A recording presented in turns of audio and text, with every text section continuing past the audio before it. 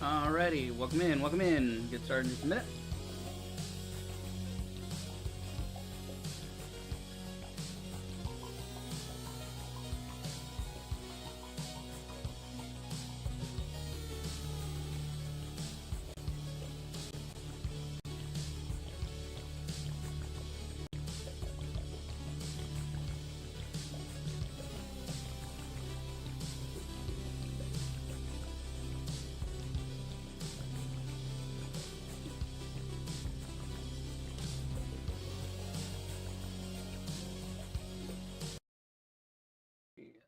So we should be good to go there. I'm gonna close that down. We'll just get the chat actually. Gotta get that going. Always gonna make sure that's good. Here we go. Alright, should be good to go. Dark, welcome in. Counts as me being here, so now I shall be back soon. Okay, cool. Thank you for checking in. Ticking the box. Alrighty. Hey guys, you're the Rager. Hope you're having a fantastic day, and welcome back to the Steam Next Fest. We continue. So I downloaded some more shit last night. We have basically got to get caught up on the shooters that we had. This, Scorching Desert survival crafting game, which I'm actually looking forward to. And then we've got a couple more action things, and then when we get through the action things, then we get into the chill genre. So basically, we've got shooters, and then next we're going to have a little break with survival crafting stuff on Scorching Desert. Then we go back to some action. We're going to be doing some, roguelike stuff here, or survivors-like stuff here. Survivors roguelike, which are, they kind of blend together, depending on, which one's which, if it's round-based, if it's room-based, whatever. Anyway, and then we have Other Skin, Captain Blood. These are all, third-person action games, with, look really interesting. So, excited for those. And then these, I didn't really sort these, because I downloaded everything, but, some things downloaded before other things did, so... These, I don't know. I know some of these are boss rush platformer. Let me check what the names of these are real quick, because I didn't have a... It was literally 5 in the morning, like 4:35 in the morning by the time I got these all downloaded and stuff, just because I was working on art stuff at the same time. So, yeah, my brain was out the side of my head. I was like, I'll just sort it tomorrow. And it's tomorrow, so now let's sort it real quick. Okay, so what were we looking at here? So the last couple there should all be hack and slash boss rush. So they're part boss rush, part hack and slash. Let's do this. I'm gonna move this over here real quick just so I can see my main screen. Okay, so Somber Echoes, Creatures of War, and Dead Wells are the boss rush ones. Those ones are platformer, whatever the fuck, but they're also they're boss rush platformer. Whereas here, these are hack and slash top down. I try to keep things organized. So, in order. Again, no particular order here. I just like things to be organized. Then Voin, and then Spirit of Samurai. That one's I'm looking forward to because it looks really cool. The art style is really interesting. And then the new arc line. Right, that's the fantasy, Baldur's Gate type of thing. Okay, so we'll move that down one, move this here. And I think what I'll do is I'll go ahead and preemptively... Well, we're going to delete these anyway. We're going to move these over just to be on the safe side, because whenever I download something from Steam, it automatically puts a shortcut here, and it starts doing them, 1, 2, 3, 4, 5, all the way down, and then another row, and then another row. So I need a little bit of room there, because once I get done with these, I delete these, and we'll have a nice big space between what's currently there and what we may download on a break later. We'll see. Anywho, let me go ahead, and so, as you can see, we're getting right along through it. So we have a good chance of getting through the rest of this list, because we have some chill games, some dungeon crawlers, exploration games, platformers. There's a spore game in here called Strange Seed, so I'm looking forward to that. It's an evolution type game. Let's see, what else do we have here? Let's see. Oh, ETO, that's gonna be an interesting one. That's a World War I, World War II era turn-based kind of XCOM thing. Very cool. We have the expansion stuff. That'll be fun. So yeah, if we, as you can see, we have I would say, one. And then if we remove basically this section, this is what's currently installed up here, is in the will play category. But yeah, everything in the download category all together. If you move this section. Actually, why don't we just move it? It'll make more sense, visually, instead of me trying to explain it. There we go. Duh. Show, don't tell. Okay, so you can see we have about 2 pages, a little short of 2 pages of stuff to go. And these are all, single line. But yeah. So yeah, not too much to go. But we have this, and then we have 2 more pages after that. So between today and tomorrow, we should be able to, we'll at least get through all of the will play stuff. That's why I have a will playlist and a might playlist.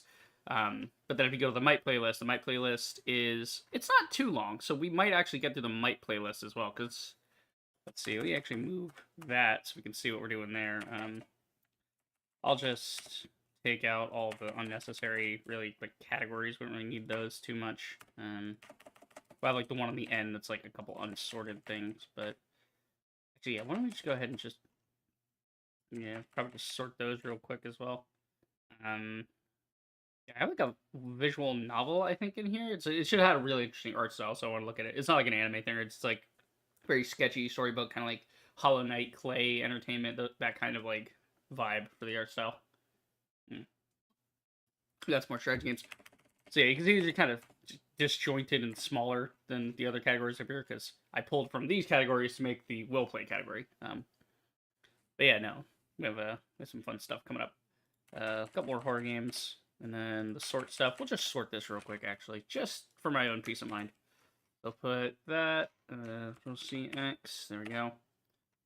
Move that up to the FPS category, and then we'll move horror to horror category, which isn't too far away, thankfully. Survival craft, we got Prospector. That's a cute one. Little 2D, kind of just digging down, type of thing. Just cool. These are expansion. This is survival craft. I think that's the only survival craft one I have on here, so I might just... Oh, no, there it is. Yeah, there is more. Okay. Yeah, because those are unsorted. Then we have the actual categories up here. And then for expansion, I think I just put all the expansion stuff up in the will play section. I don't think... Yeah, there's no category for it down here. Okay. That's fine. We'll leave it there. And we'll adjust this as needed. But yeah, as you can see, it's basically a page and a half of that. So there's a good chance we will... Actually, that's a boss rush. I need to move that. There's a good chance we'll get to the might plays as well. So we might actually get through the entire list of stuff I want to do. But we can't if I don't shut the fuck up and start playing games. Moving on. The Axis Unseen. So this is a archery... I put it in a shooter category because it's archery games, if you play Skyrim and you play it with a bow, technically that game becomes a first-person shooter because you are firing a projectile from a piece of equipment, Because it's not like if you play a mage in Skyrim and you start casting fireballs, that's a sorcery game, right? That's a wizard game, right? That's a magic game because you're casting magical spells. But if you're... It's so hard to, clarify this of, because first person shooter refers to the fact that it's first person, so you see your hands, right? You're seeing from the first person perspective. But then on the same note, you're also the implication there being that you're using firearms. Because most shooter games use firearms. That's the idea. So I don't know. It's interesting. Get loud. Okay, hold on a minute. I'm gonna spare you guys that while I try and get this sorted. Holy dick, dude. Dropping frames and shit on this.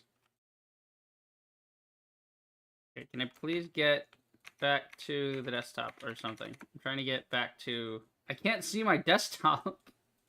Oh no, this is not good if I can't close the game. Ah! Christ! Okay, hold on. Problems. Ah!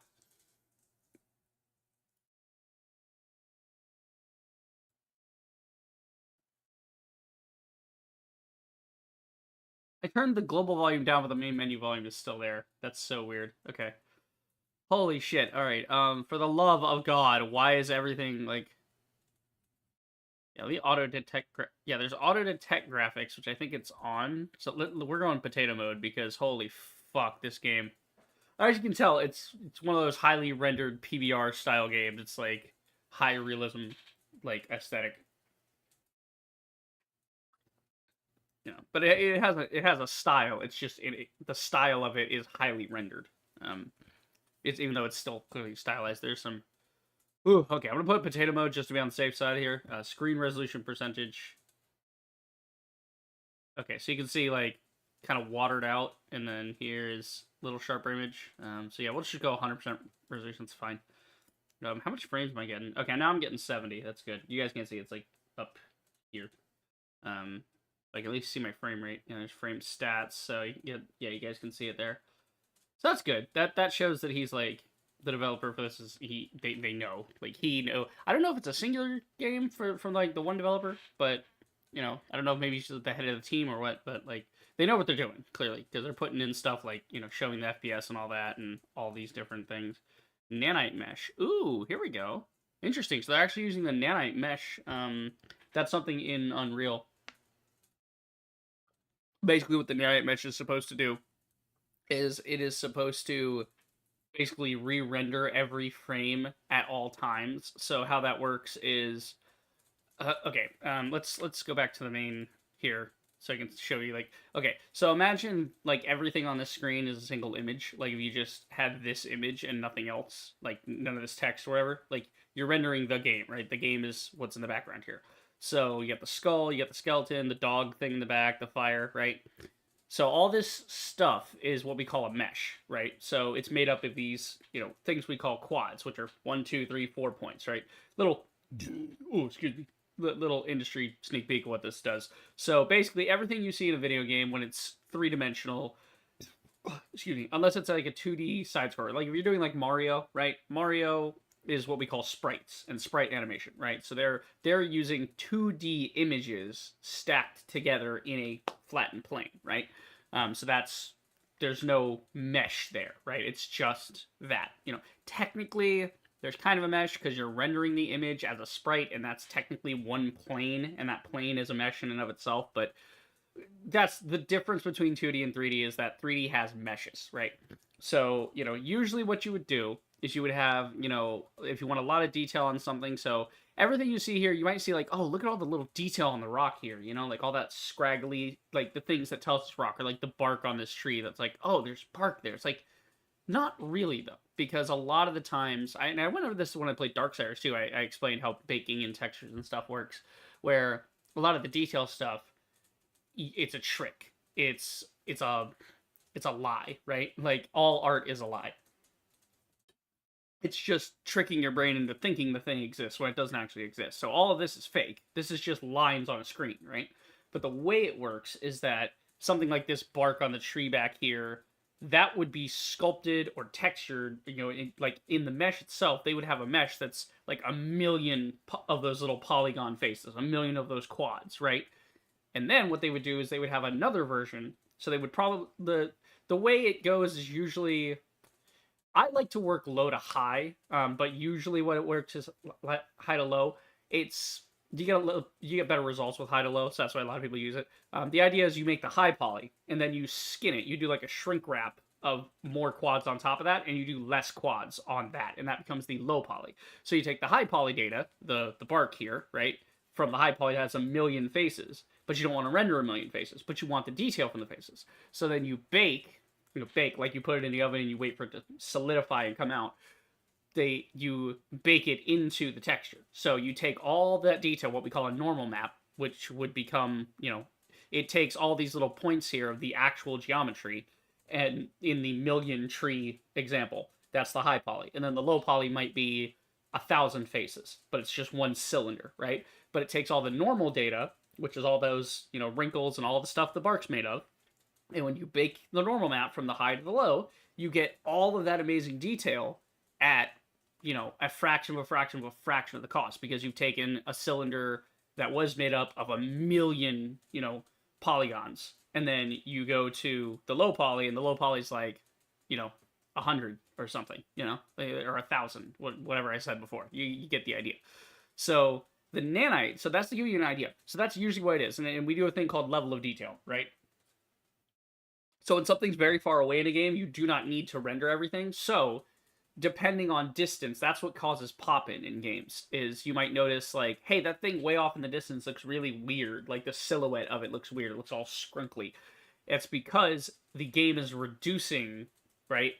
Based on what the developer tells it, the game is reducing the geometry to a lower state. So you might have 3, 4, 5 levels of that. So it can seamlessly transition between those states as the player approaches, right? So this tree, if an extreme distance, you're not going to like the human eye will not pick up all these details on a tree that big on your screen. Now, if the tree's right here, we can see all the bark. But if this tree back here, perfect example actually. So this tree, you can see all these little pieces of bark, right? But if you look at this tree back here, there's only a couple lines. It's because it's reducing the overall geometry of the tree. And the further you go, that silhouette becomes smaller and smaller until basically it disappears. And it despawns the item. It culls it from the world. So you see only a certain distance in the world. That's where view distance comes in. Anyway, so the nanite renderer, the way it's supposed to work in Unreal Engine 5 is the nanite mesh, which is why I'm talking about this. The nanite renderer is taking all of this stuff, and instead of, doing like LODs and, normal map baking stuff, and you still do those things, but to help render the image better, to render more detailed scenes, and I'm talking exceedingly high realism scenes, right? You look up some of the nanite stuff for Unreal in their demos, it's crazy the stuff they can render in real time, right? For games. And it's crazy the kind of environments they can get out of that. So what happens is it takes all this stuff that's here, it breaks it down using, like basically the AI render. So instead of rendering it based on pixels and whatever, right, in old school, right, it's rendering it based on artificial intelligence and that kind of thing. And that's not like it's not like a generative thing. It's not remaking the image. It's automatically culling that image into all these little squares. So it's taking this, it's identifying things based on silhouette, by color, by distance, and it's assigning it data points, right, that they call nanites. And so each of these millions and millions of data points then link together. So this dog's head would be made up of a bunch of little triangles and whatnot. And so depending on where you turn, what angle you're looking at, the distance, it either clumps them together or pulls them apart to give you more detail, less detail automatically. And the idea is that helps the game. It takes games that might struggle on, like, say, my machine. If this game was struggling at, 45, 50 frames per second, nanite rendering may help a game like this to render on a lower tier system, right? More detail for less effort because it's rendering it in the software, not the hardware. It's really fascinating. I'm not really a tech guy. I'm an art guy, but as a 3D artist trying to work in real-time systems, I'm kind of the bridge between worlds. I sit somewhere between programmer and artist, because there's the traditional artists who draw the cartoons and the characters and all that, and they draw it on a flat plane. And then there's the tech guys who program all the shit in the back end, and 3D artists kind of bridge that gap between the concept art team and the tech team. You have to have a little bit of, if you're a 3D artist, you have to understand art, but you also have to understand the limitations of your engine. So it's, that doesn't mean you have to know everything. There's a reason there's a thing called technical artists, right? Technical artists are the guys that worry about what's happening with the nanite renderer, what kind of rigs are going into this dog over here, how are we getting this fire effect? So the artist would actually come up with hey, we're gonna have a scene here with a campfire. And a 3D artist would build this out. An environment artist would build out this environment. But then the tech artist might be responsible. A tech artist or a VFX artist may be responsible for coming in and doing things like the flames, the lighting, right? The shaders on the various things, make them shiny, things like that, right? Shaders is a whole other conversation. I barely understand how shaders even function myself, because and none of it's particularly hard to understand. It's just I haven't looked too much into certain topics. Because again, I'm more of the prop guy. I don't really give a shit about shaders. I should. Shaders can really elevate some stuff, because shaders are fun. You can add texture without actually retexturing the object. It becomes a whole thing. Anywho, so this is Axis Unseen. This is an archery game. This is it. So yeah, demo version. Progress will carry forward to the main game automatically. Oh, that's cool. Cool. Okay, so the full game is coming out October 22nd. So this whole game is coming out in 3 days. Okay. Now, this is the demo version, though. So this build is... Okay. Now, you guys can't see it. It's behind my head. But... Okay, wait. Actually, I should... Now that I've got the audio changed up a little bit, I should put the audio back on. I've been yapping this whole time without the audio. I'll adjust it here.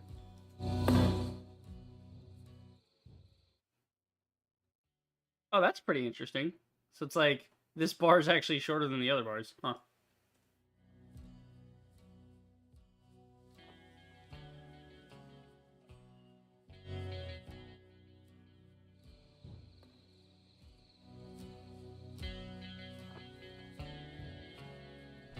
think that'll be fine. I'm gonna turn it down a little bit. There we go. Okay. Anyway, so yeah. So you guys can't see it. It's behind my head. It's like up here.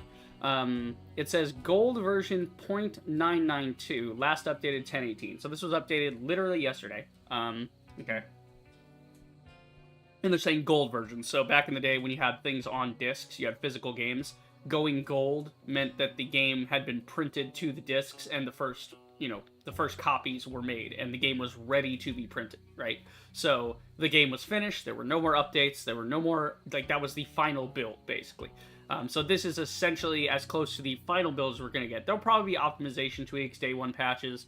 That's the nature of the industry nowadays, which I'm okay with. I'm okay with, like, day one or week one patches. I'm not actually opposed to that because shit breaks, man. Shit breaks, especially if you, like, launch a multiplayer game. Yeah, you gotta tweak servers and stuff. I totally understand that. As long as the majority of the game, if the game is 90% there and it's 10% tweaking, okay, fine. But if your game's like 70% there and the other 30% is you gotta update for like a month to fix it, just delay it for a month and fix it, you know? Like, if you're not ready, you're not ready. It's okay. We will wait. Please, game developers, understand. We will wait, and we will still buy it if it's really an awesome game. We'll see if this is an awesome game. Anyway, Overworld, welcome in. Oh, by the way, Overworld, I played Ruby Knight last night. That shit hits. Ruby Knight, great suggestion. That was a great game. I only played the tutorial section because it was so good. I just had to wishlisted it immediately, and I know I'm going to play that more in the future.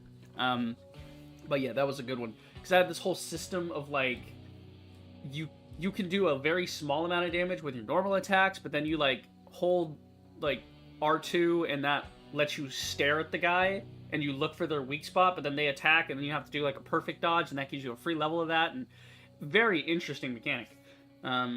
Yeah, this game crashed for me after I hit new game. I was trying to test out the adaptive triggers with my DualSense. Wasn't able to get my hands on Don't Fret, since it requires Windows 12. Yeah, like, I've been hearing a lot of people, again, that's one of those things that I'm the most unlucky person, but also the luckiest person in PC gaming, I swear. Because I hear so many people are like, oh, this doesn't work on my machine, this and that, Windows is giving me a problem, so on. Most of the time, I don't run into the same bugs that people run into with games, or, like, my software doesn't. I don't know what it is. I don't know if it's because I keep my, you know, I don't know. There's something about it. My brain is like, I have my PC set in a certain way. I didn't do anything intentionally to it. It's my PC is like very stock, you know. Like I don't really do much to it. But I do have things like the NVIDIA Reflex and stuff like that on, so maybe that helps. I don't know, helps to avoid bugs. I don't know. I just get really lucky with games too. Like New Vegas, everybody swears up and fucking down. They like the meme of like, oh, New Vegas crashed every 5 seconds. You gotta have this mod to stabilize the code, and I'm like, I've played vanilla fucking New Vegas on Steam. Like, I've never modded it once. I don't know if maybe they just put official mods into the patches and patched it later to make it more stable. I don't know. But it's just, it only, like, literally, I played 4 playthroughs of that game back to back, and I crashed only, like, I averaged, like, 1 crash per playthrough. That was about it. I basically crashed 1 time.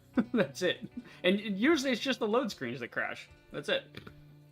We're also talking adaptive triggers, very useful when it comes to R2, especially if you have critical strike as the right trigger and your aim at, yeah, absolutely. Yeah, because the adaptive triggers, those are the ones that have, like, the pressure sensitivity clicky thing, yeah. Yeah, no. Controllers, I mean, I should have my DualShock. Also, can I talk about this for a second? PS5 controllers are ass. Let's just say that, right? The PlayStation 5 controller mimics the Xbox controller in its silhouette, and I fucking hate that. Like, alright, look. This is peak perfection. This is exactly what a controller should look like. Look at how smooth this is. Look at it. It fits perfectly in the hand. The fingers go exactly where they should be. Look at where the hand, like, look at this. My fingers rest exactly on both buttons that I need, right? And then, where do my fingertips end up? My fingertips end up in this nice little crevice that exists right in here. They just hang out in there. And I can get a real nice grab on everything. Also, love these. Now, I think the PS5 controllers have these too, but, like, any controller that has a big, like, little lip on it, look at that. Look at that spring action. I fucking love the PS4 controller. Like, the PS4 controller is peak. Like, look at this thing. It's designed, it's beautiful. Everything's exactly where it should be. I don't know how I feel about the giant fuck-off touchpad in the middle. I feel like they always could do more with these, but they insist on having these touchpads, but they don't really do much, like, outside of games like Astrobot or whatever, like the new game they just did for PS5.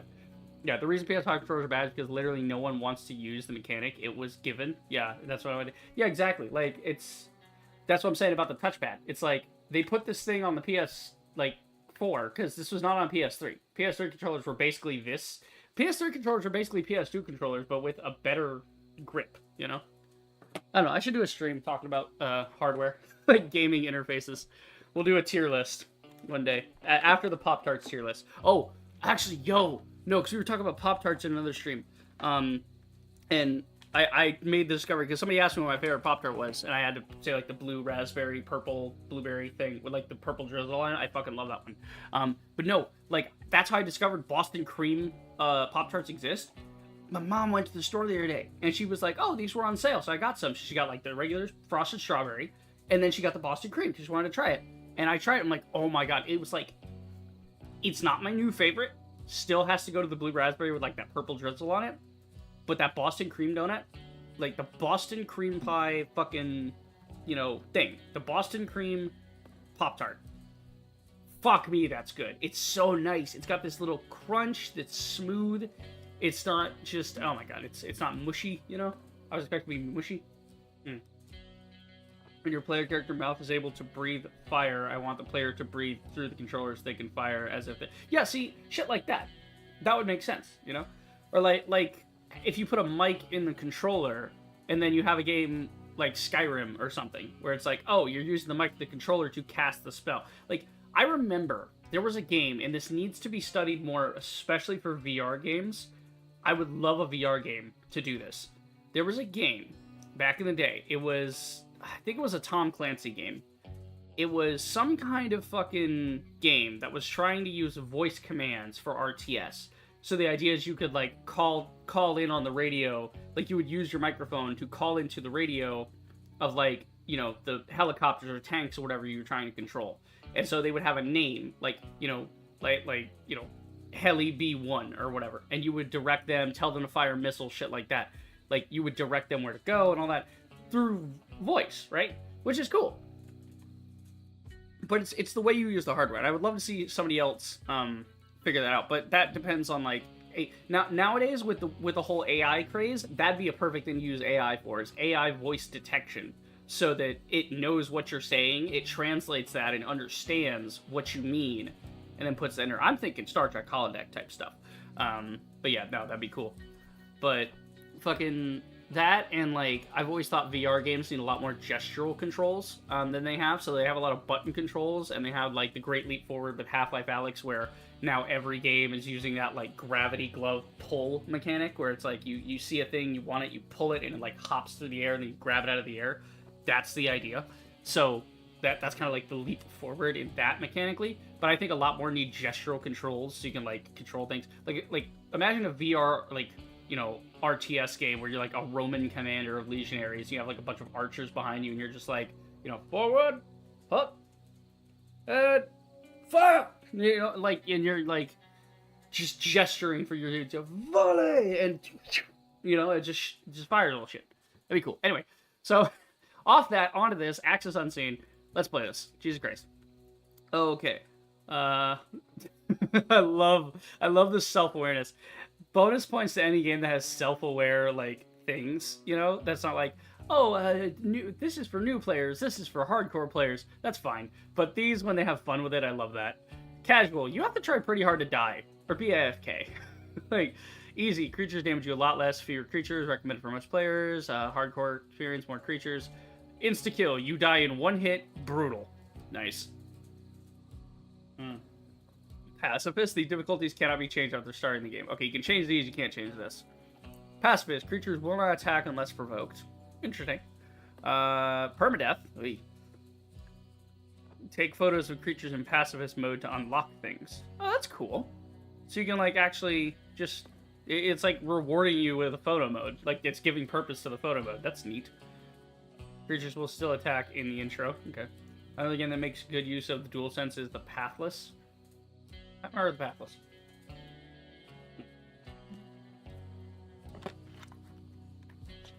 Let's see. Okay, so I guess we'll just try normal. The It'll be intro fine. to the Axis Unseen is set to music. It will cut and move you at certain points in the song. Okay. Easily overwhelmed or have trouble reading fast, this intro may not be for you. Okay. Tutorials show up again in the main game, so if you miss anything, it is okay. However, the idea of a metal intro sounds great to you. You should play it. Straight to you. Should we listen to some metal? To play the intro, Okay, hang on. Can I want to try and get my sound up real quick, just in case I gotta like bail and turn it down in the desktop. Yeah, get that going. Yeah. Let's see, hardware and sound. System volume. There we go. Just so we have that in case we gotta like bail out and go over to the side and like get that real quick to turn it down. Because he said metal intro. So fuck yeah, we want the metal intro. Yeah, it will cut and move you at certain points in the song. Okay, cool. Gotcha. Okay.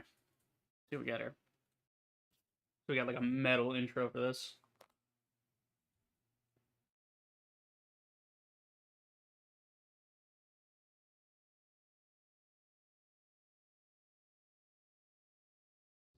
Oh, little laggy. It's loading in. Okay. We're getting a little bit lag.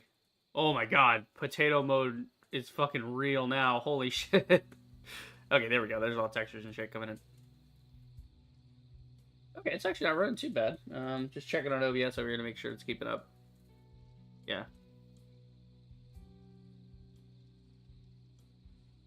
Game's actually a little low. I might have to turn it up on the sound.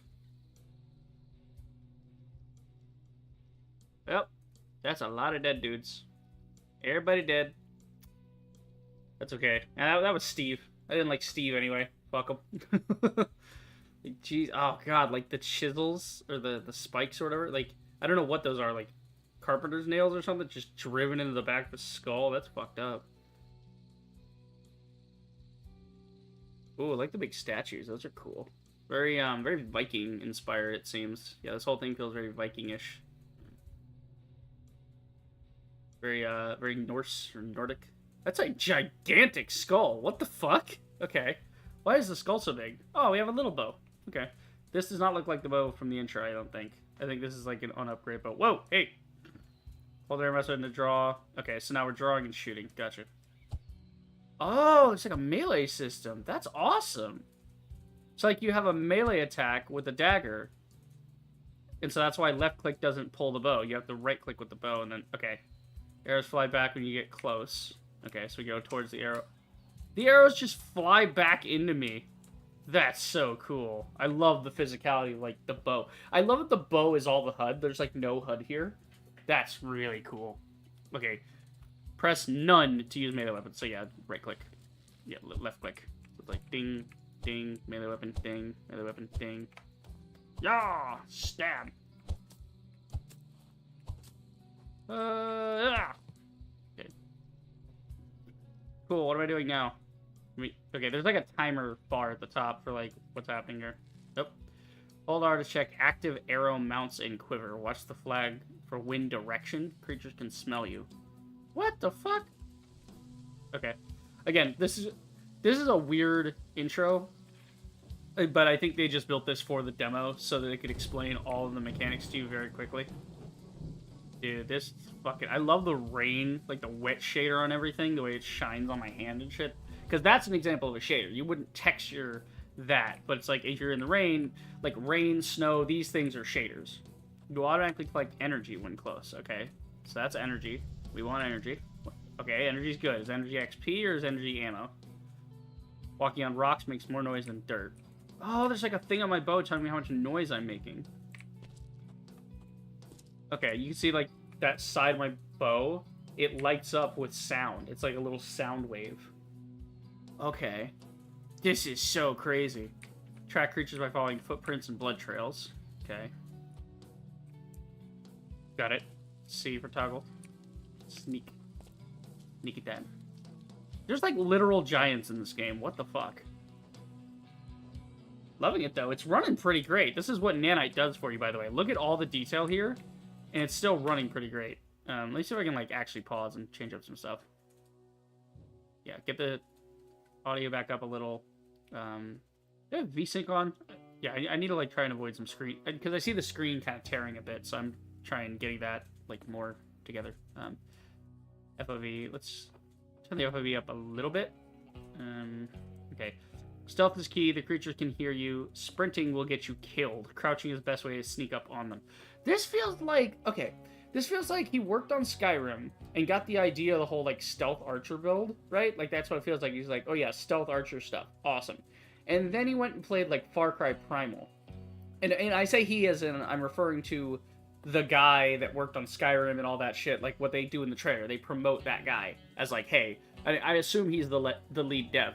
So what it seems is like he probably did that, and then he went and played Far Cry Primal and was like, oh wow, this whole game is based around like a bow, a bow and a club. I bet I could make a game like that, but let's make it like Skyrim Nordic, and rustic and like cool. Let's do super cool shit with it.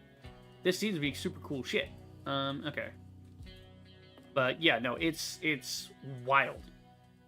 So it's like you are not the super deadly, stealth archer you are in Skyrim where you just kill everything in one shot. You gotta be careful. There's sound mechanics. There's like the creatures can smell you, so you have to know the wind direction. So you don't want to approach from like down, like you want to be downwind because that's actual hunter shit. Okay, okay, this area is not loading so good because it's like loading brand new areas every time. It doesn't do so hot on the frame rate with the physical stuff. Like they need to bake in some of that fire and stuff. Okay, different surfaces make different amounts of noise. Walking on rocks is louder than dirt. Okay, yeah, I gotta see. Maybe turn VSync back off actually, but then check the max FPS at 60. I think that might be what I'm trying to go for. Do that and then like reflex mode. The latency boost. Okay. Let's actually take the screen resolution down a bit, just to, because it's gonna look murky and shitty anyway. So I'd rather have steadier frames to take a look at this. So yeah. Okay, that's a little better. Yeah, by taking the resolution and stuff down. So yeah, it's not gonna look in the right resolution. This is gonna look really crappy. But even the crappiest like potato mode of this game looks really good. So some optimization tweaks. Again, this is not final build of the game. This is just close to final build. Plus, I keep loading into these zones, like, very quickly. Press F to use... Okay, I just cast, like, a magical spell or something. Ah, fuck. Fuck you, dog. Okay, Q to heal. Gotcha. Okay, we're shooting things in the face. Got it. That's energy. Got it. What is this intro?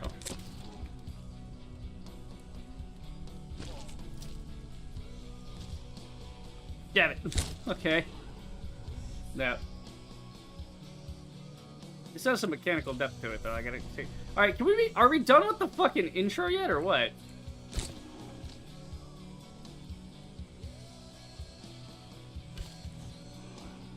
So it's like the longer you hold in, the more you can zoom in on your target.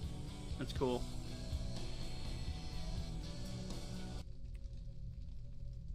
Okay, so you could, like, spawn rocks and shit, I guess. Oh, wait, what if I, Yeah! I put myself up on a mount so they can't touch me. Okay. What is that? Evil turtle thing. Okay. Alright, I think we get the gist of the game. There's, like, a lot of mechanical stuff. There's magical shit. It's, like, hunting and stuff. I'm interested in it. It's just, it plays like ass right now. This may have to be one of those games where I don't get to play it on stream just because of my hardware limitations, which is a shame. But it may run well off stream. Like with Death Stranding, I can't really stream that game, but I can pretty much play it on my own for the most part. So yeah. Some graphics up, some like graphics tweaks. I think like again, I think it's just that things aren't super baked in yet, and they're not like fully on for them. Yeah, it's not fully on for the final build of the game. But I definitely want to see this in the future. Because it has mechanical depth. You can tell there's a lot of mechanical depth in this. I just hope that the build that we're playing now is not the final build. Because it said 0.992. So I assume that means that we are not on the super final build. that we're like close to the final build, but the final build is going to have like certain optimizations and technical improvements day one. So oh my god, look at that shit. He's got like some kind of remote control arrow or something, like a scouting arrow. He like throws it out and you can see what's over the ridge, so you can go scouting stuff out. But like the bow, you get all those little runic powers and stuff on it, and then you got like the sound. You want to keep the sound low. You don't want to walk. You want to like sneak around. Very cool. Very cool. Very interested. So yeah, this is Just Perky Games. Yeah, this is the first outing for this guy. But the thing I was talking about was in the trailer, a heavy metal horror game. Yeah, so like it's from one of the developers of Skyrim. So it's like a guy that worked on Skyrim and Fallout 76 and whatever, Starfield, Metroid Prime. So this guy's been around. There's a guy working on this, and that game from the movie Grandma's Boy. I wasn't kidding. Like that's actually pretty cool. But like it looks really cool. I'm just not sure what the story is. What's the idea? It's like open world, collect the enhanced powers. Hunt nightmarish monsters from ancient folklore in a mysterious open world, collecting their enhanced sense powers and discovering elemental arrows. Beware, the hunter is also the hunted. So you have like magics and shit. Like look at that. Like that's so cool. And then you got like hunt mythical giants and shit. So even if the whole game is just sort of a boss rush of like collect magical stuff, hunt thing, collect more magical stuff, hunt more things, that's not bad, because that's basically all Far Cry Primal was clear camp, shoot things with bow, and I love that. And this has magic in it too, so I'm here for it. Okay, cool. No, very cool game. Axis Unseen, definitely a play it. I gotta play that in the future sometime. It was still running pretty great. I have to give them credit for that. Like the whole nanite thing was running pretty good. In potato mode, mind you. But yeah, it's I like I said, I'm sure that's not super final. That's like the pre-optimization, build of the game. That's cool. Okay, time for Stridden. So this is a Metro inspired, like it's like a Slavic apocalypse thing, So it gives me big Metro vibes. Vetro vibes. Vetro. That's Metro vibes. Fortress 5, okay. So, haven't heard of that developer before, so probably a new one. A lot of these are indie, a lot of these are new, smaller teams. Which is good. The future of games is indie because corporate has dug their own fucking graves with microtransactions, woke pandering, and just general scumbuggery, Like, just absolute garbage. It's just, yeah. I'm not even mad about it at this point. Like we're over the anger part of the 5 stages of grief, I'm at like the acceptance part of like AAA's dead and I don't really care, Corporate's gone. Who fucking cares? Whatever. Eat shit, Like I could wake up tomorrow. We could wake up tomorrow, right? If we woke up tomorrow and we all hopped on Twitter or went on the news or whatever, like if you woke up tomorrow and you saw a notification on your phone that said all AAA gaming companies are now defunct, right? No more Ubisoft, no more Activision, whatever. Now the developers aren't gone, just that the companies themselves have gone kaput, right? Like no more corporate, right? But the developers are still around, and the developers are now making smaller indie games that are really awesome and don't charge you an arm and a leg for the experience. We would be getting more games that are better games if we didn't have corporate interfering all the goddamn time. That's why I don't shed a tear for corporate. Oh no, the big budget blockbuster games are going away. Okay, they weren't that fucking interesting in the first place. Like, yeah, you get guys with vision. You get, like, Hideo Kojima, right? So Kojima with Death Stranding, like, that's interesting. That's vision. That's, that's a big budget, big, cool, interesting thing. Kojima is essentially the James Cameron of video games, like, when you think about it. He's a guy that just occasionally makes movies, like James Cameron, I mean. James Cameron occasionally makes movies, but every time he does, he makes sure it's a banger, right? He's always trying to make it the best thing it can be. And, like, just, like, less, like, basically, if you think about it in terms of working out, it's, he's basically hitting new overloads all the time. He's hitting, like, he's doing, like, more weight, less reps, Like, that's James Cameron, that's Kojima. They do a ton of weight, but they lift that weight every time. They get perfect form on that weight. So it's, you know, like think of it, like I said, if we think of it in terms of working out, you are like, what's better for you, you know? If you can do 100. Welcome to the Stridon Open Playtest. Ah! Before you begin, please Shut the fuck up! Ow! Oh, that genuinely hurt. That wasn't even just loud, that was sharp. Ah! Just like a woman to interrupt a man talking about getting swole. Oh my god.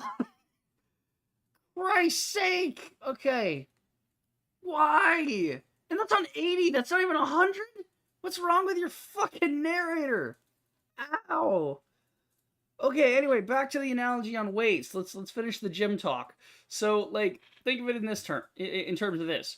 What is more impressive when you think about it? A guy doing 100 very poor bicep curls, right? If he has bad form, 100 bad form bicep curls, which is basically the slop of the industry right now.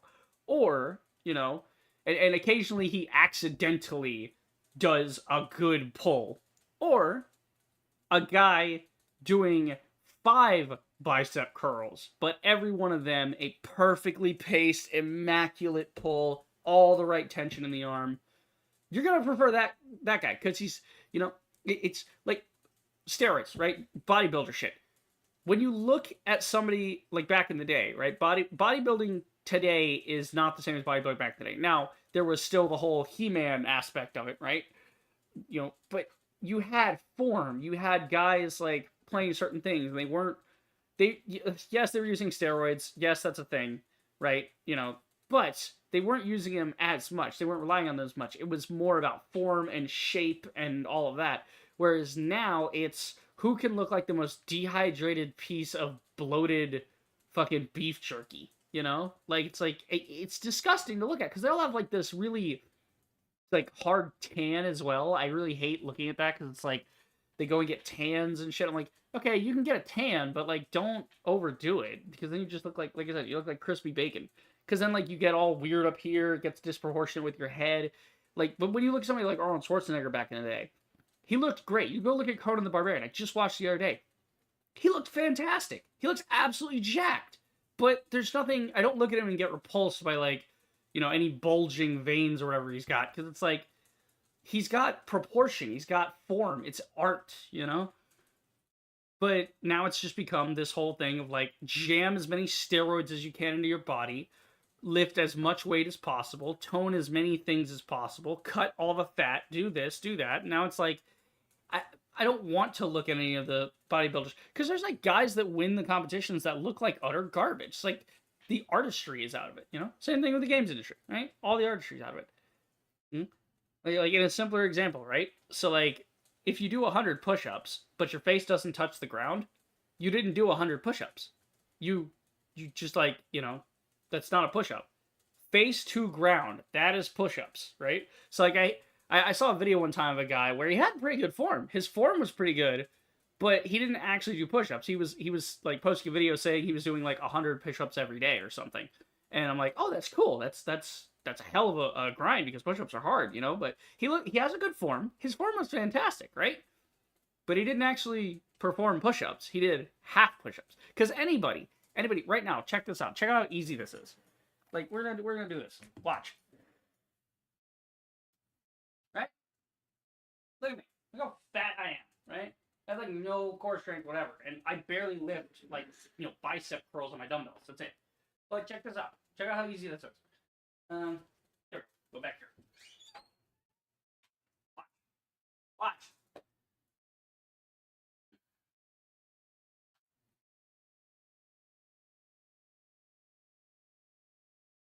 There you go.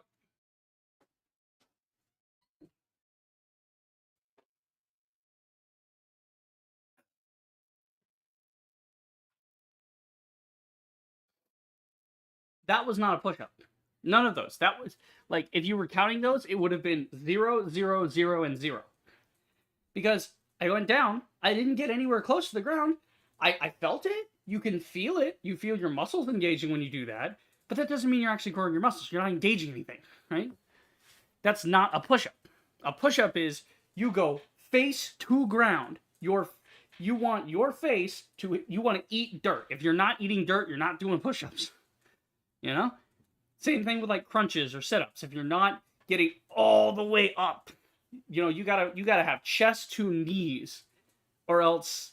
I mean, again, there's things you can argue about in there of like, oh well, this is a different type of exercise. There's targeted exercises. Okay, yeah, sure, but you get the idea. Anyway, but yeah, like I said, this whole thing just goes back to like corporate. Like, fuck corporate. I don't care. I don't care, because corporate used to make the cool stuff because they were the ones that had the money that could afford to pay the devs to make the cool stuff. But now the devs can just make the cool stuff. The only thing stopping devs from making cool stuff all the time is the fact that they have to pay their bills. This is why universal basic income is the future, and that's why we need it, is so that people can do the things they're actually passionate about, and you can't be beholden to some shitty guy. And only good corporations would continue to exist, because if people have UBI, they'll let places like Walmart and shit die with no employees, because I don't have to work for you if you're not going to give me good benefits. I don't have to work for you if you're going to give me shitty pay, because everything you're giving me is a bonus on top of my UBI. When the bills are paid, I mean, fuck it. Okay, let me adjust this real quick. Oh, why can't I adjust this? Why can I not change the volume? That's a bug. Or Reggie. You have to restart the game after changing VoIP settings. Okay, so there is like VoIP stuff. That's kind of cool. Here we go. Actually, let's put in my microphone. Yeah, that one. Okay.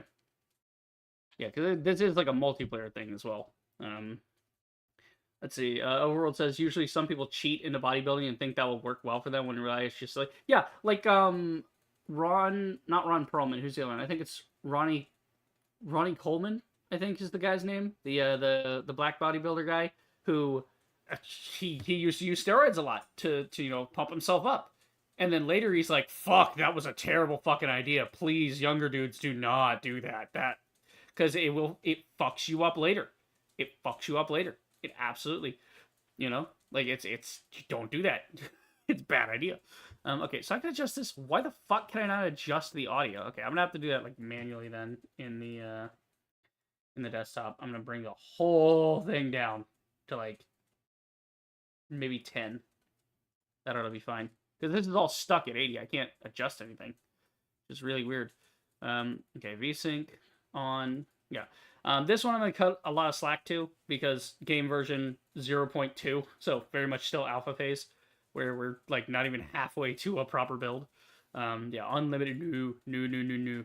Max FPS 60, everything down. Oh god, it can only go to medium. Yikes. Okay. Medium should be fine though. Yeah, I'm getting everything set. Because a game like this, it's like you want simpler settings for this shit. Yeah. I kind of regret now not playing through the Metro series on stream, but at the same time, it's a very personal game. Like, Metro as a game series, oh my god, it's... Like, there are some games that I think I would want to play on stream, like Satisfactory, Planet Crafter, these kind of games, right? But then there's other games that I think are more personal, and if you play them on stream, it's kind of like, you know, watching a movie with the lights on or something. Or, you know, if you're not appreciating it as much as you should as like a singular experience rather than making it into this whole content thing, you know?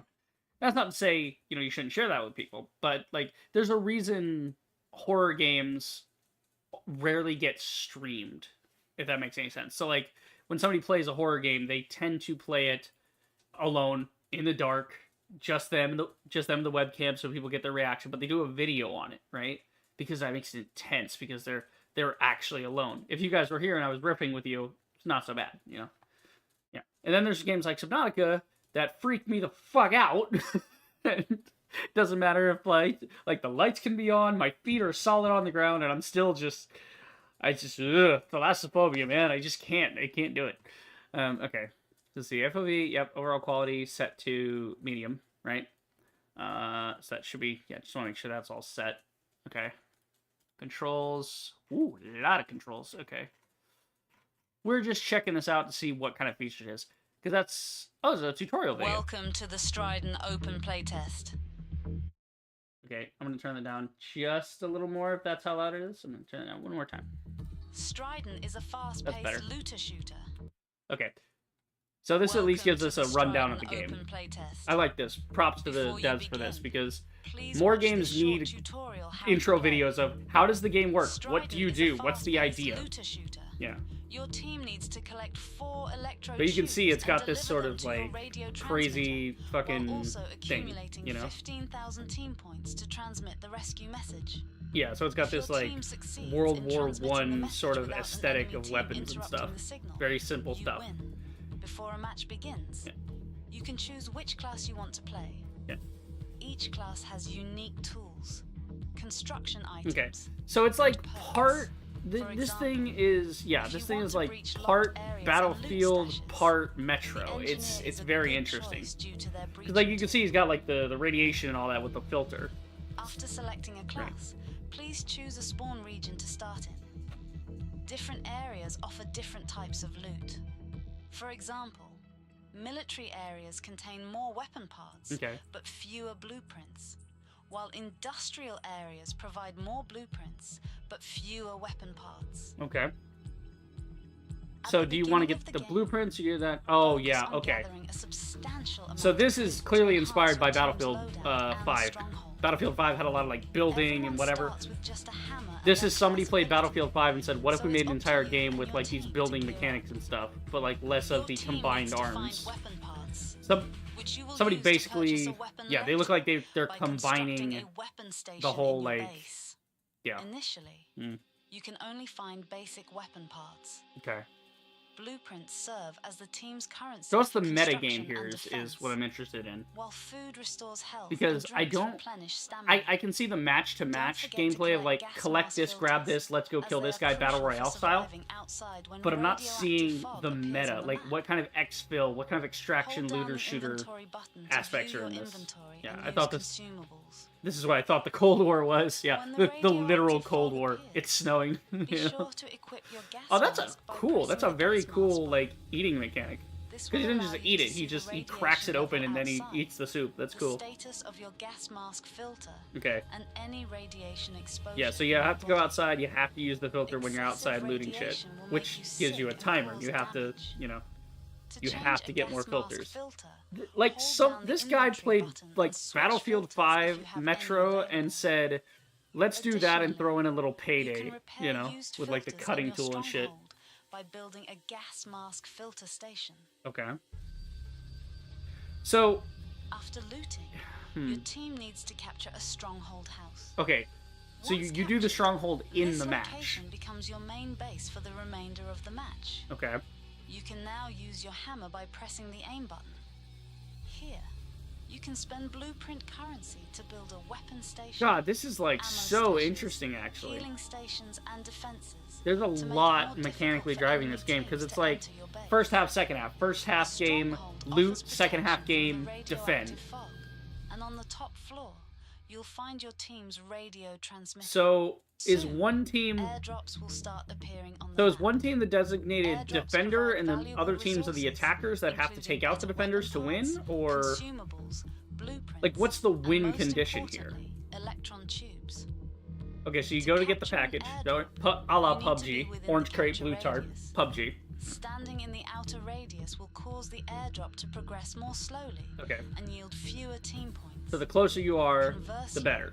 Standing in the inner radius will speed So up you the want to get capture closer to and this double thing to your open her score. up. Gotcha. Okay. Additionally, having more team members within the capture radius will accelerate the progress even further. Right.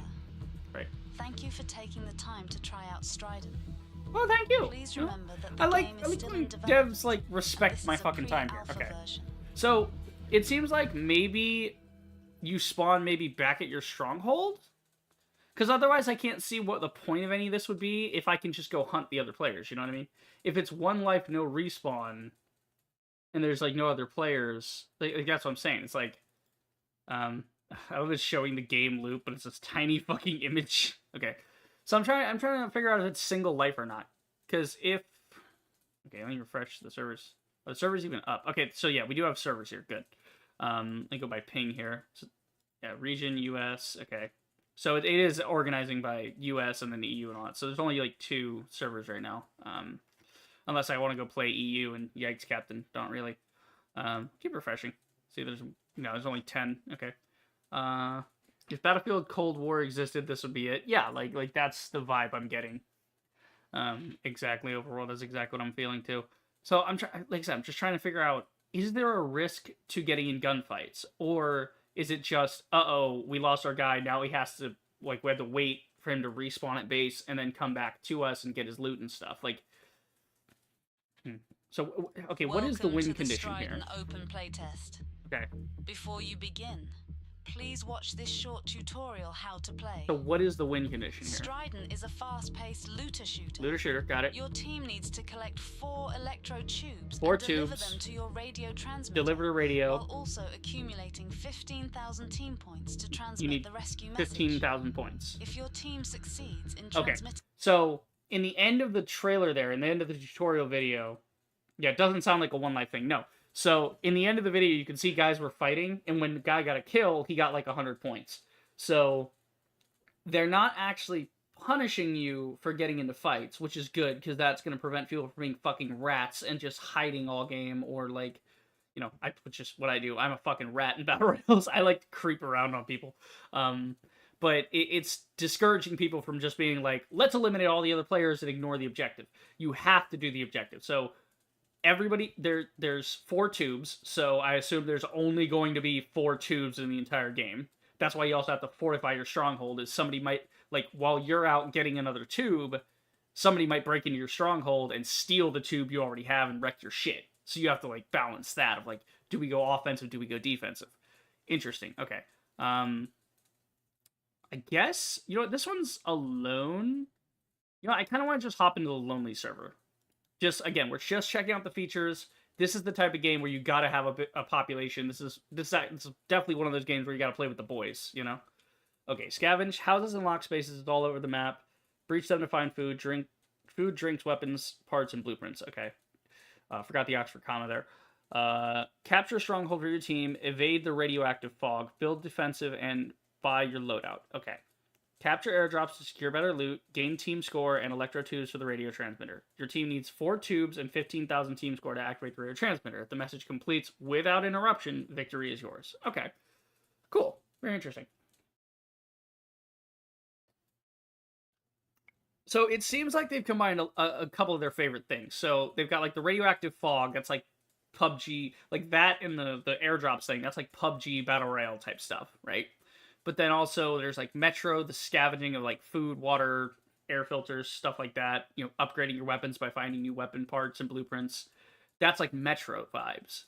And then there's like the transmitter vibes, right? 15,000 team score and 4 electro tubes. So that's like capture the flag meets domination. Like, it's cool. Oh, there's a guy in here. Cool. Okay, so there's the assault, the engineer, the medic spire. Obviously, you can see the battlefield inspirations for this game. Everything looks like absolute dog shit because I'm in medium build. That's okay. So we're on this team. Can I go select another team? I don't want to be on this guy's team. I'm gonna go be a different team. You go on that team. I'll go on this team. That works. So we're on Team Odin. Okay, we got our assault. So you can check the class outfit here. You got what looks like a sentry gun. So you got like a gadget. So yeah, it's so crazy. He's got like dynamite as his class ability.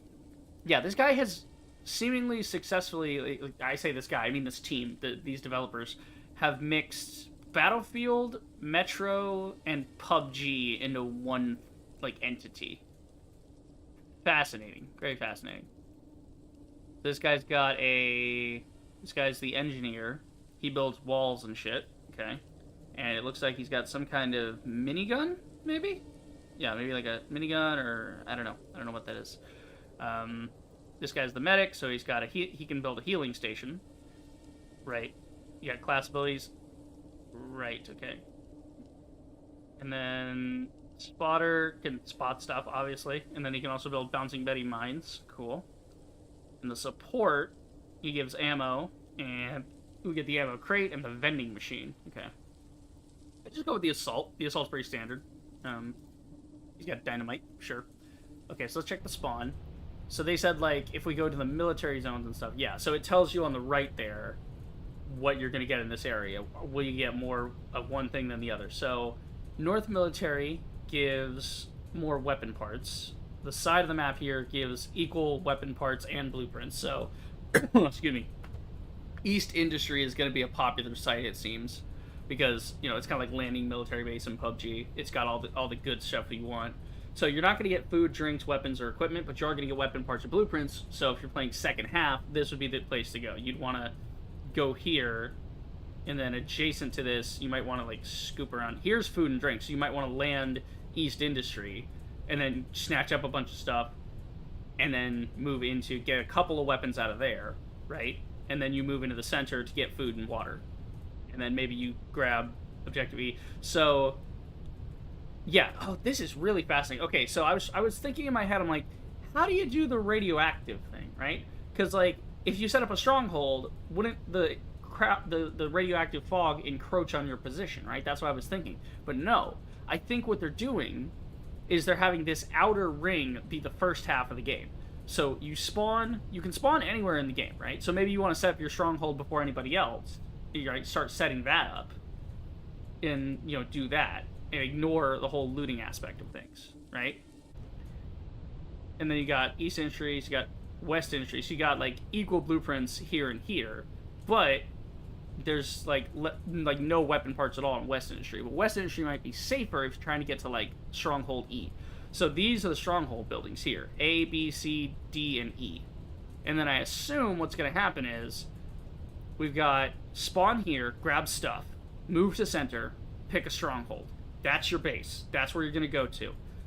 And then the airdrops are going to come in either in the middle here or maybe on the edges. So maybe this is the radioactive zone out here, which is bad, right? The radioactive fog is out in the outer ring.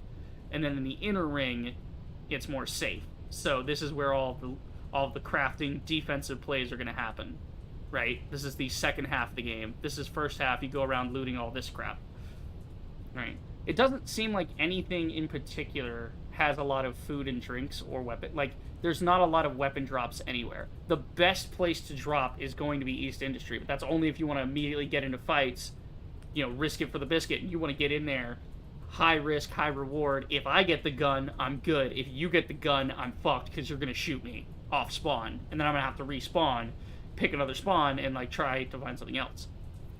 So East Industry seems to be the military base from PUBG, right? All the best stuff is here. But that means a lot of players are going to be there. So you might want to go over here and just risk not getting such great weapons from these other areas that don't really have any weapons at all. But they have, like, the only good place for food and drinks around here is in the middle. So everybody has to eventually move to the middle. You have to get to the middle to get the healing items. It seems like they're using, like, sort of they're trying to direct the player based on spawns of items that are predetermined, you know? Now, I don't know if this is random each match. Maybe that'll be a thing, is, like, when you come into each match, or it'll be like, oh, East Industry this time doesn't have a lot of blueprints, but maybe North Military does, you know? Things like that. I don't know. You know, let's see what East Industry is like. I think I just want to see that, and then we'll move into the center. We've been ready up there. Okay, so I'm hitting ready. Does this guy also need to be ready? No, I just ready up with my team. The fuck did he just say? Listen up, team. Our mission is to get out of this shit as soon as possible. Okay. The end goal is to get the radio transmitter so to work, so we can transmit. Let's go to, like, the rest 30 of the FPS. Because Before yikes, that, Captain. Find supply that help us build up the Okay, strongest so team. Be hang on, sure let me to capture a stronghold and watch out for the trying to, like, radioactive limit fog. the max FPS to, like, And 30 don't to try forget, to we are not smooth alone it out. here. It's actually moving pretty good for what seems to be 30 frames per second. Okay, so I have a little hammer. So everybody spawns with a melee weapon, so you're never defenseless when you spawn. So if you spawn at East Industry, somebody else spawns at East Industry, it's not like they're just going to pick up a 12 gauge and kill you. It's like you have the option to run over and beat the fuck out of them. Damn, the sound design in this is really good. It's really giving me Battlefield 1 vibes. Okay, what's that? That is... okay, the UI could be bigger. Is that a thing for the graphics or whatever? No, so there's no like UI control. The UI could be a little bit bigger on some of these things. But again, very early build of the game. Very interesting though. So there's one of our filters. So we're not in a radioactive fog yet. So it's just me. I'm the only one spawned in. I have 4 score because I picked up 2 things. Right? So by looting, you also get small amounts of score. Let's see, can I break the window? Smash. Okay, that doesn't do shit. So this would be like maybe a house you could fortify with the windows or something. Can of soda, that gives 100 stamina. So if I run out of energy, like, you know, if I'm sprinting around. Blueprint for currency. Yeah, so each time you loot an item, you're getting +1 point. So it's actually rewarding you for looting. So, like, a filthy fucking loot goblin like me, I love looting shit. Like, oh, gas mask. Woo! Okay. So there's like a Geiger counter telling you... Yeah. So I guess the game waits until you've actually picked up filters. Until it, yeah. It, like, doesn't hit you with the gas off the rip. It doesn't make you panic. You can just do that. This is very cool. Attention. Radioactivity inbound. Okay, I'm trying to see my items. Okay, radioactivity inbound is what you said. So where? Like, on me? Oh, there's a train coming. Is that a train or a siren for the radioactive thing? So, what time is it in the game? Okay. Oh, I think it's because the other guy spawned in. Now it's, like, fight time. Now we're, like, both going at it. Okay, so I don't have a gun. But again, this game is not about snatching the gun and shooting a guy in the face. You may find a weapon, but this is about finding weapon parts and then building the weapon later. That's the idea. Oop, leggy. So that's like a warning siren. That's a klaxon that's telling us, hey, radioactive fog's coming, go secure a zone. So I'm... Levels of radioactivity. Make sure to have your gas mask or stronghold nearby. Okay, so if you're in the stronghold, you don't need to use the mask. But if you're outside of a stronghold, you do need... Okay, so if I go in here, I can claim this as my stronghold. I can claim this as my stronghold. Okay, that was weird. So yeah, this is where you would do the vacuum tubes and stuff, right? Okay, we neutral stronghold. Okay. Gotcha. Now, how do I... Oh, I have dynamite. Neat. Stronghold captured. Okay, so we come in here and now this is my stronghold. This is my stronghold. There are many like it, but this one is mine. Fuck yeah. Fortify, capture stronghold. Okay, can I build shit now? How do I build shit? Okay, right click for the build menu. Turret. That's, okay, so you have blueprint points and you use those to like spend on things. That's cool. Okay, so weapon station, we'll probably want to build one of those. This is cool. This is a really neat idea for a game. Oh, and you actually build it too. It doesn't just magically pop in. And you get points for constructing things. So you're not just fighting. Fighting obviously gives you a big burst of points, but it's just as much about how you play the game. Okay, so then everybody gets a base weapon, which is, you know, you don't need whatever. Like you just have a base type of weapon. And then you can, you know, if we have the parts for it, we can upgrade it. If we have, like, 5 weapon parts, right? So you're not even, like, trying to find specific weapons or specific blueprints. You're finding blueprint types and blueprint parts. So now we got a gun. Maybe we can go kill this guy. Or look for something. Okay, so if I'm in the stronghold, I actually don't need the filter. Put that on. I kind of wish he would, like, actually pull it down on his face, but that's just the Metro side of me coming out. Okay, so the filter's fine. So the filter, you can wear it all the time. You actually don't have to worry about it. It's only when you go into an area like this does it start draining the filter. You can see the filter's getting messed up. This actually runs really well, I have to say. You know, it's not super great for stream. We're at like 50 frames, but it's not bad. So that's the shooting. Oh, look at that. Look at that. He doesn't just aim in. He moves his hand. That's gorgeous. That's gorgeous animations. Magazine! Magazine! Oh my god, dude. That is so, like... Shit, okay. That is so old school Call of Duty as well. That's like classic FPS gaming, is like your dude shouting what he's doing. Okay, so anytime you're in the stronghold, you don't have to worry about the filter. It seems the filter does not automatically drain. It only drains when it's in use. So you don't have to worry like, oh shit, I forgot to take my filter off, you know, and you've been crafting for 5 minutes. It's like, it only drains when you go out here. And now I'm in the radiation, now my filter's going down.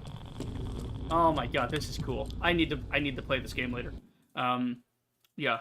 I wanna actually like play that at some point. It needs some tweaks, obviously. It needs a little bit of an optimization pass, but not much. Like, it's actually running pretty well. Now, I wonder if that's because I was basically alone, and it's a smaller map, and I there was only one other guy in the lobby. Maybe in the middle of gunfights and stuff, it'll be a lot more intense. But game version 0.2, like, we're at game version 0.2, 0.6, 0.7. So this is like 25% basically of the game. Like, this is basically 25% of the way done, I would assume. But this is playable. This is the demo, guys. This is the standard. I got in the game. My frames didn't tank. You've got a couple options here. For some reason, the audio's locked. I think they're maybe readjusting the way audio works. But there's like events, music, ambience. This is all broken up wonderfully, by the way. Like effects, music, ambience, that's all where it should be. We have voice communications, because it's a multiplayer game, so we have that already installed. We've got all your standard stuff, you know, for this. On medium, at 30 frames, it was running pretty good. Like, we got rebinding controls. We got a lot of options here for different stuff. You got the coma rows, right? So you can communicate with your team. You don't have to call things out verbally.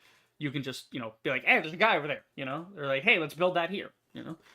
Like, that's cool. So if you don't have a mic, or you're mute or deaf or whatever, like, if there's some reason you can't communicate with a mic, you have that option, you know? Which games like Apex Legends have proved, if you have a team that's in sync, you don't even need voice communication. If you all know what you're doing, you all understand your roles. That's cool. So how many guys go in it? I think it's 5, right? Because there's... Hold on, if I go to play, we can see each server is 20 players. Each server is 20 players and 4 teams. So that would be 5 players on a team, and there are 5 positions on the team. So I don't know if you can duplicate guys, if you could have like a whole team of assaults, maybe. That could be a strategy. It's like, hey, we're going to run all medics and just heal each other, you know? And be really annoying and scummy and steal loot, you know? And they won't be the best fighters or the best defenders, but they'll be basically unkillable because they're all medics healing each other, you know? I would assume not. I would assume they're probably setting it up like, you know, I'm going to be the assault, you're going to be the engineer, like that kind of thing, you know? So you don't end up with like a TF2 problem where everybody's playing sniper. Like half your teams are snipers and the other half are heavies, and it's not working for anybody. No, that's really cool. Strident is a really cool concept. I want to see more of this game. It's obviously not coming out anytime soon, but I will keep an eye on that, definitely. And we will, if they get it to a really playable state and really optimized, I would love to stream this game. This feels like a streamer game right here. Like, this is hop on with the boys, you know, and just have at. I like that you don't have to fill your team, though. That's pretty cool. Like, I assume they'll probably have solos as well. Like, they'll probably have, like, solo matchmaking specifically later on. They'll have, like, your standard team fare, and then you'll have, like, solos where maybe even solos could be limited to just, hey, you know, here's, like you know, one class, like no medics or spotters allowed or something. Like, whichever is the more team-oriented classes, they just take those out of solos and say, okay, here's your assault, here's your engineer. You got 2 ways to play this, boys. Fucking destroy each other, you know? Or, like, just a TDM mode, even. A TDM, a free-for-all mode, you know, because the gunplay looks like it might be pretty nice as well. And again, this is the type of game that can expand. You can add things to this, right? It can start as this team-based survival, you know, fighter thing. I love this image, by the way. Wait, is this an AI image? Hold on, because his hand's kind of fucked up. Did you guys make an AI image? I think it is. No, yeah, it's AI. Oh god, why? Why though? Ew, why do you have an AI cover image? That's messed up. Don't do that. But in this case, it's not really like, oh god. See, this is the thing about AI as well, is like, can you argue realism if you're depicting a real person, if you're trying to do a real image, you know, versus an artistic image? Because an artistic image, like a comic book or something, like that's different. Like a painter thing, that's different. Whereas a real image like this, what's, is there really a difference between an AI generating an image and you photoshopping that image? It's again, moral gray area. Got to get legislation on that. Got to get some more understanding on that. This will be announced, so it's not coming out anytime soon. It's very early access. So who are Five Fortress? What have you guys done? They're also doing another one. They're actually doing 2 games at the same time. Holy shit. Okay, so Strident is to be announced, but Shadow will be coming soon. Okay, can I get that shit off my screen? Steam, hello? Hold on. I gotta fucking, I can't even click past it. Back, Jesus Christ. Oh my god, Steam, why? Why does that do that sometimes?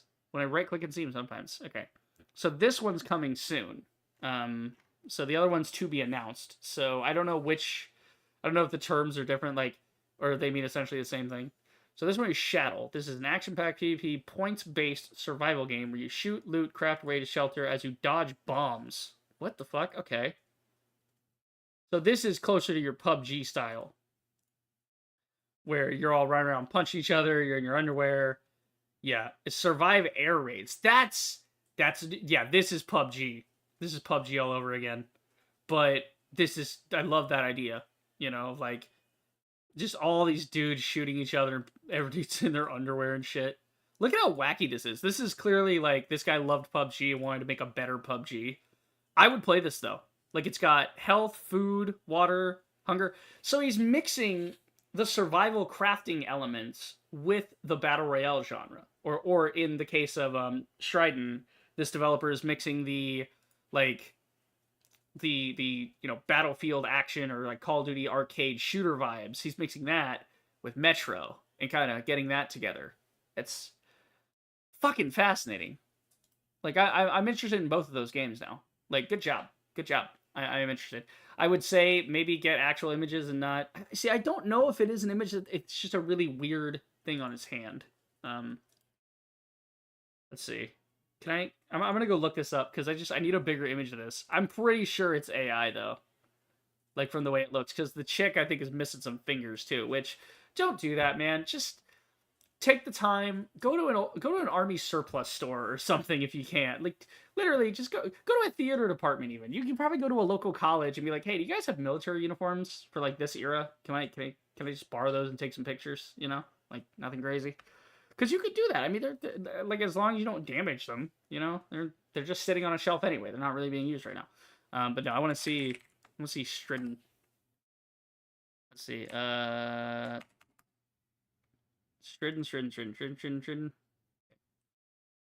Like, this is the only way I can bring up the image bigger. I'm just curious now. I just want to see, because I'm not fully opposed to AI. I'm not completely against the idea of using machines to lighten the load on guys. So if this is a solo developer and he can't afford to, like, if he doesn't have time to do Photoshop or something, which that's not really an excuse, but like, if he just needed a cool image for that. I think you could just did Strident, just the logo. I think like a picture of this or like an in-game photo of like this would have looked really cool, Any of these. You could just take like an in-game picture of this and show it off. But yeah, no, like, look at the combat. The combat gets crazy. So there's like, these guys are shooting each other. It's like Battlefield. And then, you got like a moose pulling a cart that's like a big tank bomb thing. There's like a bear and shit. Like, it gets wild with like different stuff happening in the match, The animations are top tier. Again, I don't know if it's a solo dev or it's multiple guys at Five Fortress doing this. I would assume so, because they're working on 2 games at once. I would assume it's like multiple dudes. But the animations are clean, and everything feels really good. This is a guy that was trying to replicate that Battlefield feel of like everything smoothly working, and it really does. Everything feels good. But yeah, so this is the developer, actually. I could maybe chat with him and ask him like what's up with the AI thumbnail, but that's fine. Let's see. So yeah, if we zoom in here, oh god, it's even worse here. Okay, you know what? It might be better to just zoom in on the Steam page. We can, which of course we can. Okay, but you guys can see his fingers are kind of scrunched here, and then down here, her fingers seem to be. But again, I don't know if that's just the way the image looks or what, but I don't know. I don't know, because this isn't even tight and cinched around him. It's just kind of hanging there, so I don't know. I don't. Anyway, like again, I'm not opposed to AI in all forms. I'm just opposed to AI when like I'm opposed to 99% of AI usage because AI inherently is anti-artist, right? Like that's what it is, and that's the annoying part about it is it could be used for really good things. Like if you're a solo developer and you want to make a quick thumbnail for something, that's basically the one way to do that. But at the same time, that also kind of robs you of the experience of learning art and creativity. It would be like if I wanted to do video editing and I wanted a really slick video, like the way I do the music videos. If I did that, but I just wanted to chat GPT and asked it how I should edit the video, and then followed what it said. Like I'm robbing myself of learning how to do these things. But that's a whole other nuanced conversation for later. Okay, so on some more multiplayer stuff. Check out features. We got Fragpunk. So this one is a CS:GO style game, search and destroy. The kicker here is that you have cards in your inventory, and these cards in your inventory, if I can click the thing, here we go. Strident. I want to play that. I definitely want to play that later. It doesn't really even need work. It was running pretty well, so it just tighten up the screws and we're good. But yeah, Fragpunk. You have cards in your inventory, and these cards actually affect not only the environment, but the other players as well. So you might have a card for big head mode, where it makes everybody's heads huge, so it's easy to, snipe them in the head. There might be there's like a grass card, I think, where it's like you put the card, like, you use the card, and like, there's like a bunch of really tall grass grows all over the map, and then you can hide in the grass and then shoot somebody from an ambush. Like, wacky shit. There's like a thing I think where it like flips the entire map upside down or something, or I think that might be a different game I'm thinking of. But anyway, point being, Fragpunk looks fucking awesome. I think in the trailer they showed off. God damn it. I think in the trailer they showed off like a thing for like a Grim Reaper card. So you call in the Grim Reaper and it one shots somebody that's under. Like I think it's. The Grim Reaper is like, from what I could gather, it looked like it was gonna kill the guy. Like it was kind of a cinematic trailer. So the guy pulls the Grim Reaper card because the other guy's weak, and he uses the Grim Reaper to finish him off. And so the Grim Reaper shows up and he's about to hit the guy, but the weak guy takes his shotgun and shoots the other guy, even though the other guy's like at half health or whatever, so he has higher health pool. Well, the thing is, by shooting him, it dragged the guy down to a lower health than the victim, which meant the Grim Reaper turned and he changed. He went after the other guy. So it's like, your own cards can kind of backfire on you. Because if you use big head mode to snipe other people, that's probably going to make your head big too. So you got to be quick with those shots if you want to get that off. Or else somebody's going to shoot you in the head. And again, if you put grass all over the map and you want to hide in the grass, well, the enemy can hide in the grass too. So it's asymmetric warfare. From what I gather, it's asymmetric... symmetric warfare. It's weird. It's like asymmetric reversal warfare, where just because you use your super ability from one of these cards, it doesn't mean it's going to work. It's not an I win button automatically. If somebody else plays it. Or they can play a card in response to your card. So it's like, this guy's using grass, so then maybe they have a card that like lets them see through walls. And so it's like, let's see if he's hiding in the grass. Or maybe they have a card that lights the entire map on fire and it burns the grass away. I don't know. You like counter.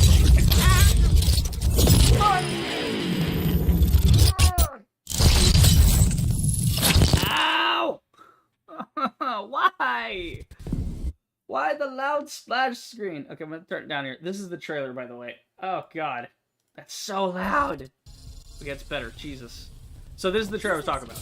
This will explain it. So yeah, this like flips the map upside down and shit. Okay, this video is running like ass though. Okay, hold on. Well, alright, it's running a little better now. I'll let it run. So you can see like it's got sort of that Valorant aesthetic, that kind of like bright colored shit. So you have the card Death's Embrace, right? So that's the Grim Reaper card I was talking about. You shoot the guy, and that causes the Grim Reaper to go after him because he's low health. Yeah, this one spawns grass all over the map. You can hide in it. This trailer was so cool when I saw it months ago. Like, there's the big head mode. Because it's really interesting. Oh, it didn't show, like, the end of the trailer. Like, there's like a cinematic part of the trailer where, like I said, the Grim Reaper turns on the other guy. I'm sure it'll be in here. If not, I'll pull it up on YouTube because it's really interesting to look at. But yeah, as you can see, this is innovation. This is like the definition of innovative is we take something, we add something to it to make it new and fresh. That's innovation. So they're not just doing another search and destroy game. It's like Spectre Divide, where Spectre Divide said, hey, what if you controlled 2 people? So instead of having a 6v6, you have a 3v3, but you got to kill the other guy twice, and he could use that to teleport around the map, basically. Okay, cool. You know, that's innovative. That's new. That's different. Fragpunk. You know, we've seen the whole, like, hero shooter craze, like with Valorant. It's like, we've seen the hero shooter gig, right? What if you didn't have abilities that just went off? What if you had abilities that messed with the whole map and messed with everybody, you know? Like cheat codes. They basically said, hey, what if we put cheat codes in the game? And there you go. Fragpunk was born. So it's interesting. We'll see. Once it compiles the shaders. We'll see. But yeah, no, it's fascinating. I'm really excited for this one. Just because I love features. I love new features like that. Like with Strident, where I was like interested because of the features it was offering. I wasn't interested because it was just going to be... If it would have been another Battle Royale, if it would have been like a Battle Royale set in like Metro universe, I would have been interested, but it wouldn't have gone on the Will playlist. It would have gone on the Might playlist. I would be interested in that, and I would wishlist that, but I wouldn't necessarily care to play it immediately. It's not a I must try this type of thing. Whereas Strident was like, hey, you build a base, and also you have the Battle Royale elements. Like, okay, now we're talking, you know? And the fact that you're not getting that one-shot death stuff. It's like, okay, so I'm respawning, my team's making points, so you're not knocked out of the game. So you get to keep playing the game, right? And the match isn't over just because you die. That's cool. That gives me, you know, some real purpose, some real continuation there. You know, and with Fragpunk, it's like, just because you're not the best shot in the room doesn't mean that you're going to lose the match, you know? You don't got to necessarily click heads in this game. Like, yes, you have to shoot the enemy and kill them, and yes, headshots are going to matter. But unlike the other CSGOs and Valorant and stuff, it's not about, like, creeping around and pre-map knowledge and all. It's like, do you know your cards? Do you know what cards your enemies are using? Are you aware of how to counterplay those, right?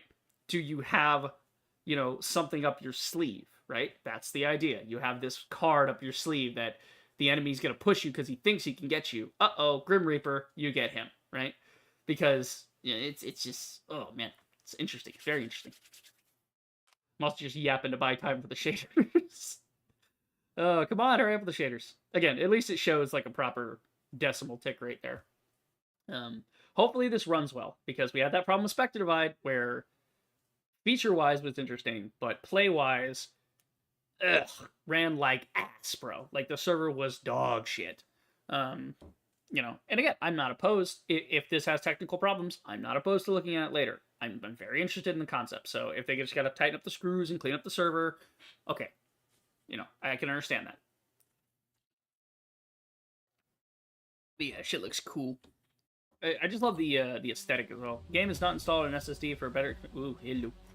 Okay, my chat moved for some reason. The game is not installed on SSD for better experience. Recommend you install an SSD. Eat my shorts, okay? I really should upgrade to an SSD at some point. But, like, that's basically I'm going to upgrade my whole rig type of shit, you know? But then there's some games. My buddy has an SSD, and he was playing Space Marine 2, and he said it was fucking up on his SSD. So he had to actually put it on his hard drive instead, you know? Ooh, the music, though. Alright, I'm going to put it on low everything just to ensure that we're good here. Yeah, so good there? Cool. I love that it went straight to the settings page. Very good there. That's fantastic. Okay. Right. It's a NetEase product. Okay, whatever. Software. You're using this, interacting with that. Exceptionals. Arbitration. Arbitration clause. Class action waivers. Etc. Etc. Yeah. We get it. I like this guy. This guy is cool. He's like the main character guy from the trailer. Like, I love his outfit. The purple and the dreads, but they're like magenta pink dreadlocks. Like very thick dreadlocks too. Love that. Oh, okay. Yeah, the test will be okay. So the test is going on there. I didn't know if there was like a specific time for the play test or what, but no, it's during the next fest is they're having the play test. I love this little dude. I want a squishable like dude of that. I want one of that to sit on my desk. I like this little character, this little crazy mascot gremlin. That's awesome. Because the colors in this game are fantastic as well. Like all the different colors, you know, because like got the orange chick here, blue guy here, you know, yellow here, you got a little bit of green coming in there. you know, from other characters, and this guy's sort of got this synthwave, you know, like cyberpunk black, like black on like the dark shading, you know, like the black pants and stuff, but then it contrasts with the magenta hair and then the gold in the suit. It's just a really nice look. Yeah. So this is development build, not final. I wish you would tell me what the development build is so I can like temper my expectations. Like if you tell me the game is like build, you know, 0.72, it's like, okay, I know it's like 70% there. You're still working on things. I got it. like with Strident, I give that game a break because it's like, okay, even though it's not there technically, feature-wise, it seems to be pretty complete. It just needs to be like updated a bit, and it's very early on in development still. Oh god. Okay, we're gonna have to skip this. Has rules. This is borked. For some reason, the FPS is borked. So skip that. We're going to the main menu. Okay, here we go. So at least we have a tutorial. We can at least look at the tutorial. We might not. We'll probably not get any matches in, but I just want to see the tutorial. Ugh. Okay. To be fair, I can't be mad at the game. This is a caveat. They did say it should be installed on SSD. You know. Plus, I don't think I think there's more because all I did was set the overall quality. I didn't go into like VSync and all that. Yeah, there's like a frame limit of 60. Full screened, FOV's fine, yeah. See, this is good, though, like, showing me the pictures of what the ratios and stuff are. Love that. Love everything about that. That's good. Gameplay frame rate unlimited. Set a limit on the number of frames per second. This eliminates the tearing caused by... Okay, so this is VSync. Why do you guys not just call it VSync? Everyone calls it VSync. Why do some games not call it VSync? Okay, just set it 60, 60, 60, fine, whatever. Brightness, sharpness... Wait, no, that is VSync. Wait, what the fuck is this, then? You'll need to turn off VSync to allow for frame rates that exceed the monitor's refresh. Okay, VSync on with that limit. Yeah, that might be right. Okay, anti-tearing. They have a lot of options here. Like, this is really good. There's a lot of options here. Smooth quality, ultra quality, automatic quality. So we set smooth quality. That should take everything to performance level and all that. So that should be fine.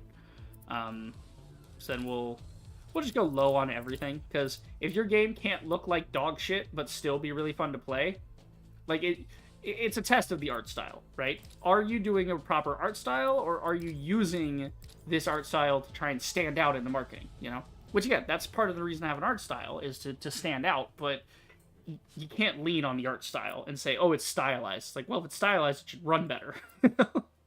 The game should look the same for a high-tier player and a low-tier player. And what I mean by that is hardware-wise. The guy on the Potato PC and the guy on the Mega Machine should be seeing the same game. Just the guy on the Mega Machine gets to see, like, really clean reflections and stuff, which don't really help the game. It's just nicer for him because he has the nicer rig, right? That's always been my definition of graphics. Okay, yeah, no motion blur. So this is interesting. They've actually separated motion blur into the environment and the weapon. So you can actually have motion blur on your weapon, but not on the environment, or vice versa. That's pretty cool. Screen place reflections, don't care. Yeah. Okay, so everything's on low. Good. Physical fragment performance, destruction physics, right? Adds enhanced visuals to level destruction, such as shooting at walls, right? Simple stuff. All the usual suspects are here. Go ahead and apply all that. And then audio. I could play with the audio, but I think the audio is actually pretty good already. Just because me turning it down on the desktop. Again, I would tweak this. If I start tweaking everything, I'd be setting my keybinds and everything, which I don't really need to do. We're just here to check out the features of the game. We're not really playing the game, you know? We're just seeing if the game has potential. That's the idea of demos. Demos are potential. Let's see. Automatic climbing, automatic sprint, camera shake during sprint, switch weapon on pickup, okay. Target guide. When enabled, you can navigate to the target site by clicking its icon. What? In the level with your mouse. The shortest path from your current position to the corresponding...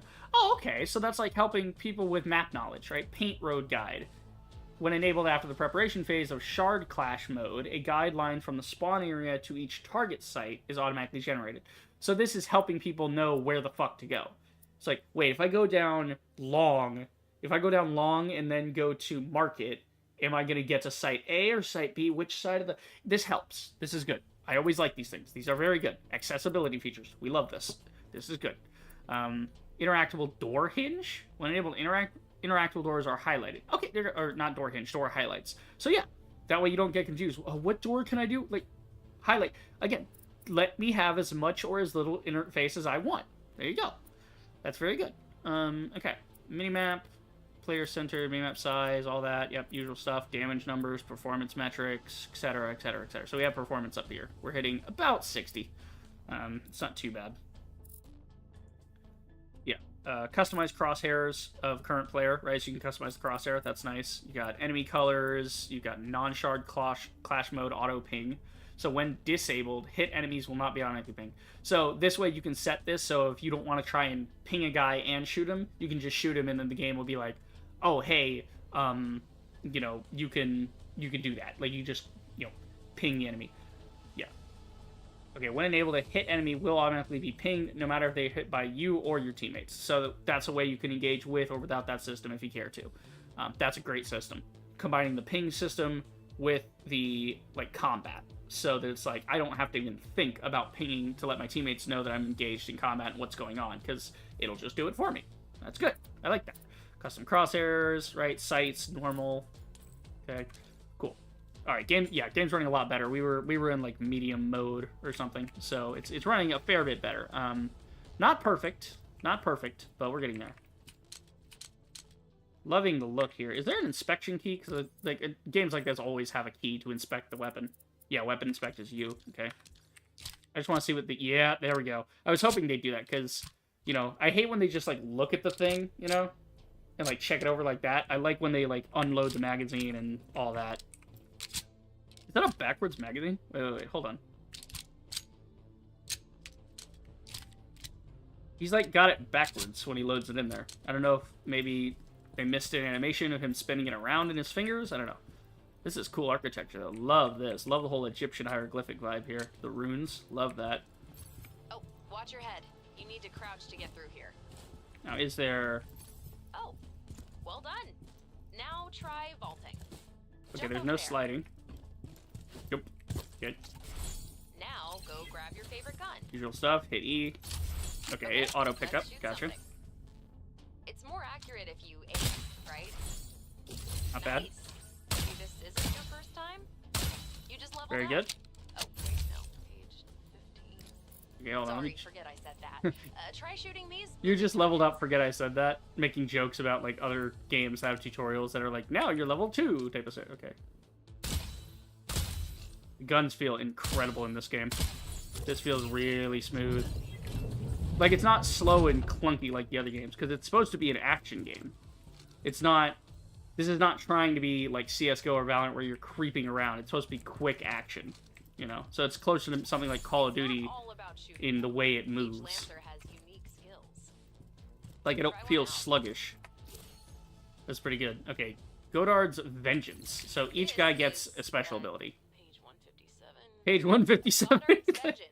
I love this narrator in the tutorial. That's good. I like that. Just aim at the bots and fire. Okay, so you have, like, the... Oh, look at that. Look at that animation of the scope. He doesn't aim his eye up to the scope. He aims his eye forward.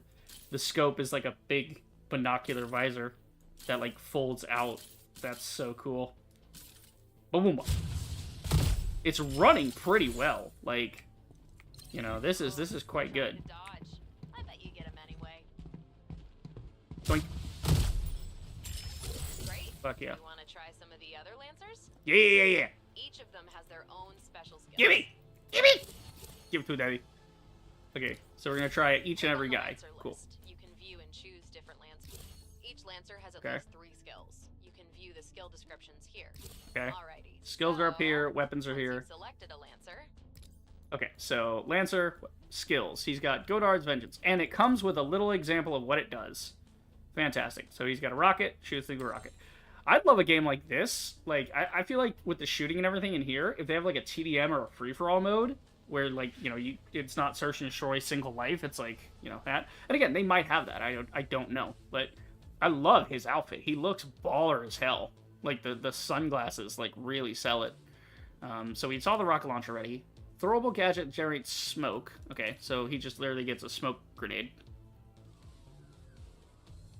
It's a smoke coin? Oh, it's not a smoke grenade, it's a smoke column. Oh, that's cool. I love the way it looks. Like, the visuals in this game are really clean.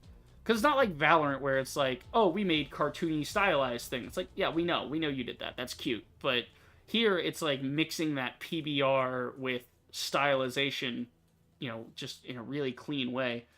Cherry Bomb, throwable energy device that generates multiple energy bombs pointing the ground. So everybody does have unique abilities. So you have unique abilities, but then the main draw here is, this is like somebody said, hey, let's take Valorant, let's take that, let's make it faster, let's make it cleaner, and let's make it more responsive, which, not to denigrate Valorant at all, on the gameplay side of things, but they said, hey, let's make this, like, our own thing, and then how are we going to make it even more unique?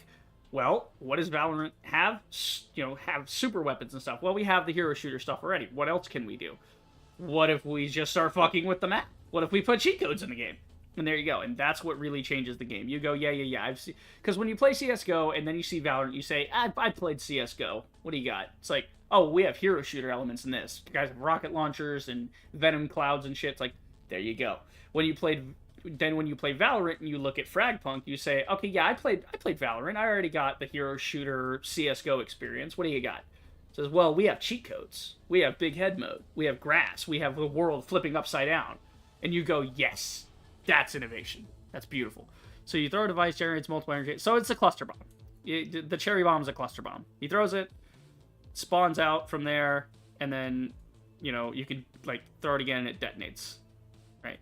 So they detonate on a timer, or multiple energy bombs. Okay, so it's if somebody walks into it, he basically makes a minefield. Gotcha. So that's for trap placement, vision control. So this guy is the broker. Broker? Clyde Bradley, 43. Oof, damn. Man is old. He's too old for this shit. 186 centimeters. What is that in freedom units? Anybody know? I don't know. 75 kilograms. Oh, God.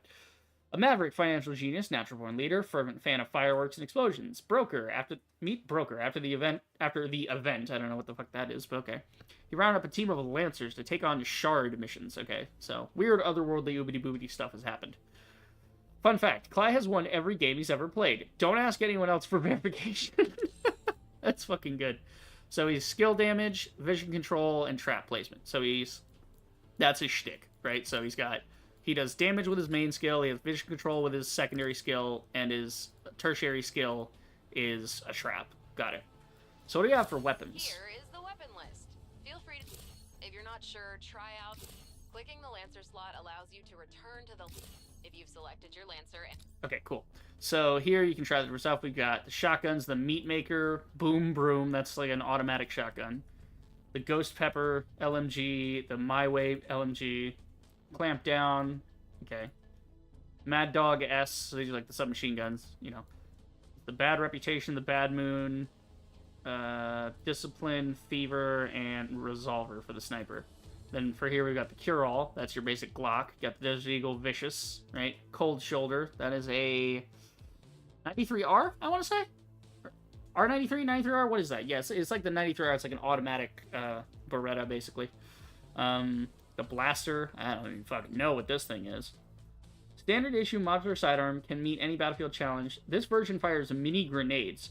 Wait, my pistol can shoot grenades? Well, it can do more than that. Hold on. This one's the Blaster, this one's the Flasher, and this one's the Smoker. This one shoots grenades, this one shoots flashbangs, and this one shoots smoke grenades. You can go tactical with your sidearm if you don't want to just have a spare pistol that you never use. You can use this as like an extra gadget. That's cool. It gives you like all the stats here.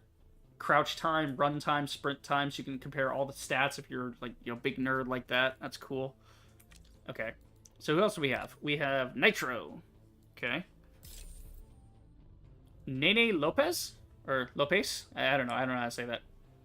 Nana Lopez? I don't know. Cheerful gearhead whose combat drone Chug Chug. This little dude here.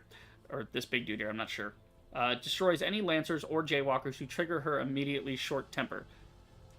Okay, she gets triggered. Okay, after the disappearance of her mother, Nene set out to uncover the truth. Fun fact, she crafted her first drone out of kitchen appliances and her mom's car at age 12. Technically, she is still grounded. Okay. Fortification, defense, and traps. So she's the engineer. Alright, so we've got a turret. Chug Chug is her ultimate ability. So Chug Chug is a fat little robot sentry. Oh, shit, okay. He's not a sentry. He's a rover. He is like a fucking armed RC car. Okay, I like that. Place a wall. Okay. Oh, cool. So you can just, like, pop a wall down for cover. Oh, you can pop two balls down. Fuck yeah. Formed by 3 pieces of cover. So I think each of these is segmented, so if they shoot the left side, only the left side gets destroyed. It's not a shared health pool. So that's interesting. Okay, and then we have Mr. Pew Pew. This is the tiny guy. This is the tiny drone she has. So you throw these down. Sentry gun that fires automatic. So it's a little tiny. Yep, it's a Pew Pew. Little tiny. It's a mine. It's a turret mine. That's kind of cool. It's a little tiny drone dude. Okay. Oh, she's got an intro. They all have intros. Okay. We'll look at their intros. I think that just replays whatever's supposed to pop up here. Okay, that didn't go through. This is now not going through. Oh. Is internet or something? No? Okay, no, this is just being laggy. Alright, good. So this is the medic, right? Oh, it actually describes it up here as well. Of, like, what the idea is. Pathogen, okay. Janine Vauclain, okay. 23, nice. Passionate mycologist focused on the medical application of fungi. Janine's research was brought to a halt by a catastrophic lab accident. She used the event so the event seems to be the inciting incident of the story for this world, like the narrative. As an opportunity to pivot into Lancer work, where she promptly restarted her fungal technology research. Fun fact: Janine has a near perfect record in treating physical injuries. She's also never had a repeat patient. Oh, she's got a passive. Okay. She has health recovery, fortification, defense, and traps. So she's medic, right? Emotional rescue. Biomedical device that creates a healing field. Okay. Cool. So, healing bubble. Got it. We've seen that in other games. So it just heals whoever's standing in it. Makes sense. So you want to have her on the team. You want to have the medic in there, obviously. The shroom wall. Erect a destructible fungus wall. Okay. Oh, it can fit doorways. That's cool. So you don't even have to think about, like, oh, I want to block this door. How close do I need to be? You just walk up near it, and it'll actually snap to the doorway and fit it. That's really cool. Okay. Killer Queen. Throwable trap to be activated manually or triggered when an enemy approaches. Lancers within its range will receive damage over time. Okay, so it's poison, right? So she's got healing, she's got poison, she's got walls. Pathogen is immune to poison. So a pathogen versus a pathogen, they can't rely on their poison to hurt each other. That's interesting. So if she goes up against a poison character, that poison character is going to get dick all out of their abilities when fighting her. Okay, cool. So it's the intro here. What? That's a... Oh, no, it says Nitro. I thought it said intro. I am fucking stupid, okay? Okay, so we tried him. Well, we didn't try all of his stuff. Here, pick this guy, pick the weapons, ready up. Okay, now let's try out some combat. Okay. Let's see how long it takes you to kill these bots. Okay, little bit on the frame rate here. And again, I haven't adjusted my sensitivity or anything, so... Wait, is this... Okay, so is this a full auto, or is this... Yeah, it's full auto. It's like...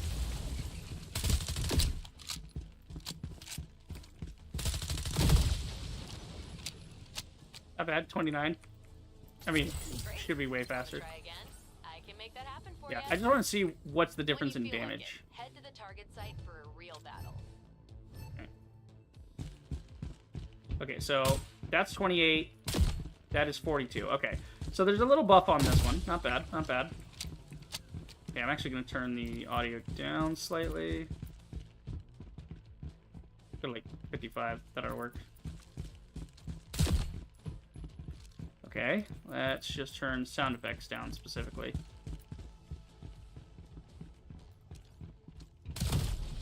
There we go, that works. That's better.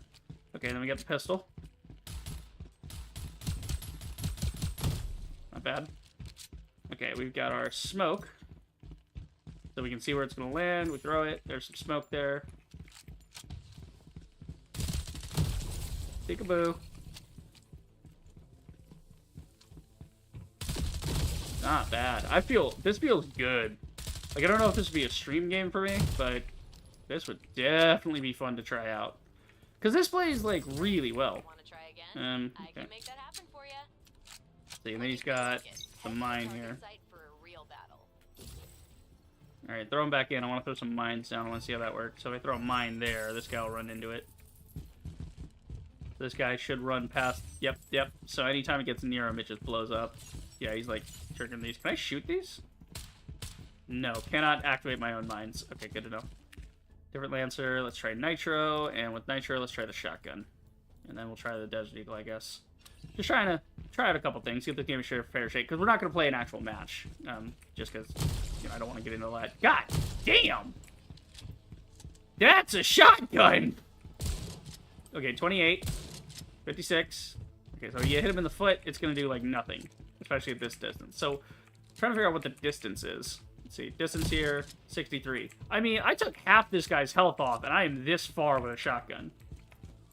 So, like, if I shoot him in the foot, God, you can kill a guy in the foot close up with this. That is a shotgun, ladies and gentlemen. Because usually they make shotguns and stuff in games like this weaker to compensate for the fact that, it's one life. But it's actually not bad. Alright, with the Deagle here. Want to try again? I can make that happen for you. Alright. I wish it would just keep spawning guys. I'm sure there's like a firing range somewhere, but we're just doing this right now. So, think one tapped. 2-tap on the Deagle. Holy shit. So yeah, this game is very fast-paced. This is get fucking destroyed chump type of gameplay. Go, robot. Okay, so I'm the robot. I have 10 ammo. And looks like no timer, I just have ammo. Whee! So you can jump, like, you have a couple charges, you can jump and shoot things. So, he doesn't do a ton of damage. He's just a finisher. Yeah. So, it's a finisher, it's a damager. So, if somebody tries to run from you and is being defensive with, like, a pool or a wall, you can send this out and not risk yourself. But if they have, like, 20 HP left, you can still get the kill. Now, I wonder if those replenish between rounds, or what's up with that. Okay. So, there's Chug Chug. Here's the wall. You have the wall there. Now, is the wall separate chunks here? Yes. So, it's exactly what I said. It's separate chunks. So, if I'm hiding here, and that guy shoots there, he's not going to get me because I'm still back here. But then I can still keep hiding behind the wall. I can just move from one pallet to another. Sweet. Okay, and then here's little drone guys. Great. Want to try again? Oh, it has like a timer on it. Okay.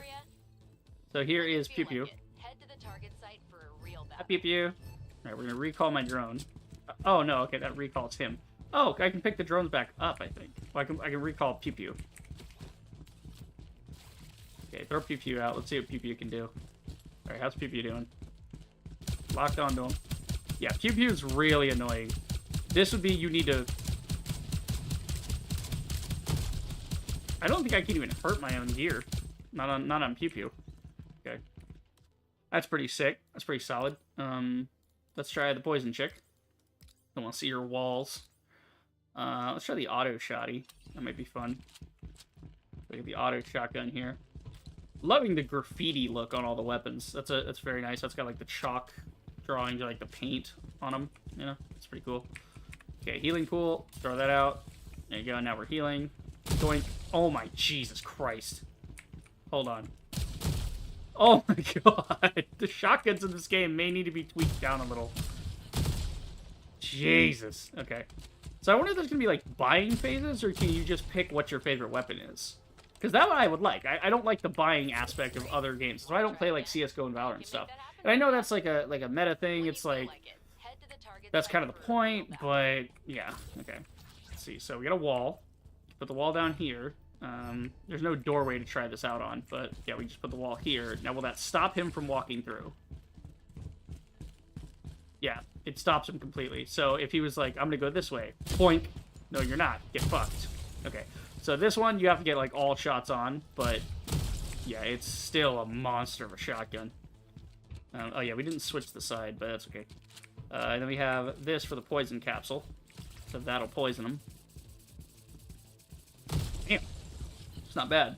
So if you were to actually combine poison with shotgun, it basically turns the body shot into one shot on the AA. That's pretty good. And I say AA like the AA-12 shotgun. That's my point of reference for that. Okay, let's try the sniper. Let's try the sniper and the marksman stuff, and then we'll dip here. Okay, there we go. Oh, it's, dude, it's so the intervention from Modern Warfare. And that's a fucking no-scope.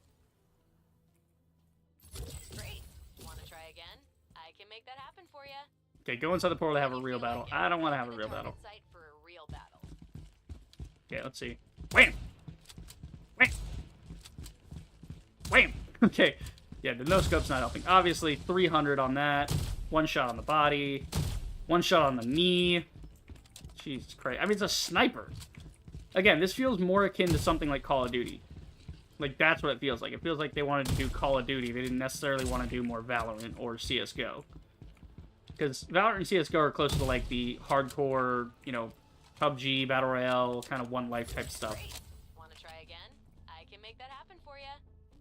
Okay. When you feel And like what it, about the head to marksman target rifles? site So we for got, a like, real battle. little marksman rifle here, we got the pistol. Yeah, so that's like the 93R, like, automatic pistol. Cool. I love the weapon inspections.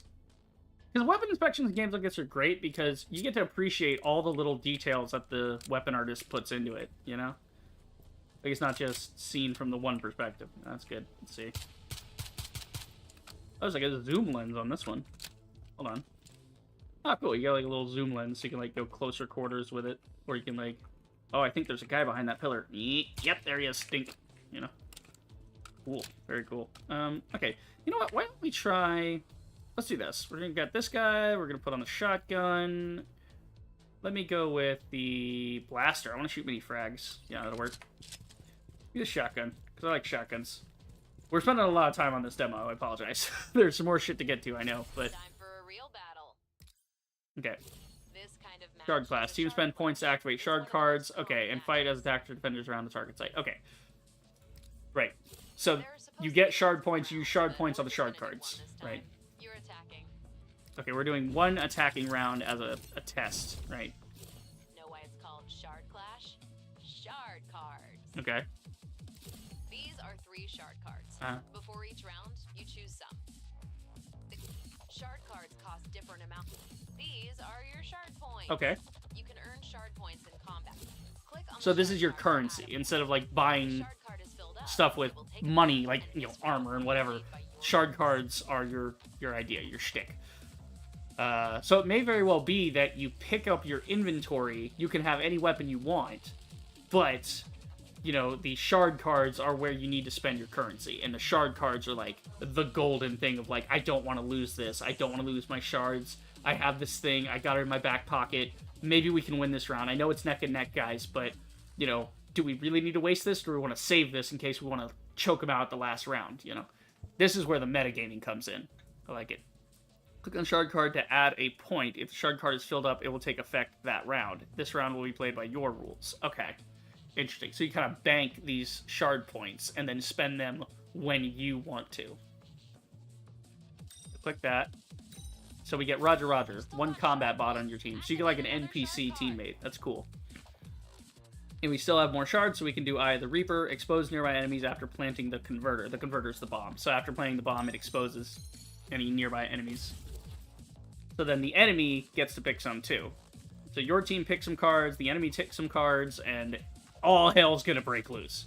But I don't think it actually takes effect until you do it in the round itself. You chose Roger Roger. Break it, and you'll have a Right, break it. use So your shard card. so that's using it You there. chose Eye of the Reaper. Magical, isn't it? So these will activate. Maybe they'll activate right away. Maybe it'll be conditional. Okay, we got the bomb. We got the bomb. Right. Head to site, plant bomb, wait for bomb. Gotcha. Go to site A and plant the converter. Can I shoot my own teammate? No, can't shoot him. Okay. I mean, it's all just a test. Love the aesthetic here, though.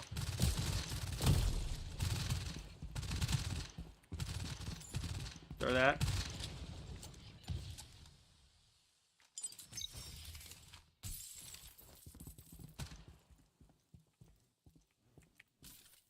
Oh, it'd be cool if I could see through my own smoke with scopes. That'd be nice.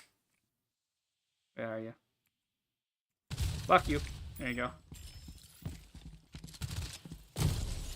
Eat my shorts, you're an idiot. Okay. Oh, shit, okay. Fuck you. Plant it. Here we are. Plant the converter. Woo! So I don't know if enemies maybe The respawn. converter is now operating. The Eye of the Reaper is changing the scene and detecting nearby Oh, enemies. that's cool. Ah, shit. I'm terrible. Oh my god! What? Why can't I hit this guy? I'm shit. I mean, the frames are not holding steady as well. And again, I haven't fucked with my sensitivity or anything. I'm not, like, tuned in yet. This is fucking cool, though. This is everything I wanted this game to be. This looks very fun to play. Okay, we don't want them defusing it. The converter. If your enemies defuse it, you lose.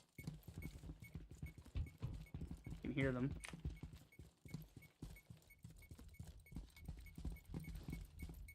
Ah, shit. You're winning. Defend that converter. So the Eye of the Reaper is telling me where they are through the walls. Very well. Fuck yeah. See you back at the base. Fuck yeah, dude. So I'm just really interested. So the card shard thing, right? Or the shard card thing.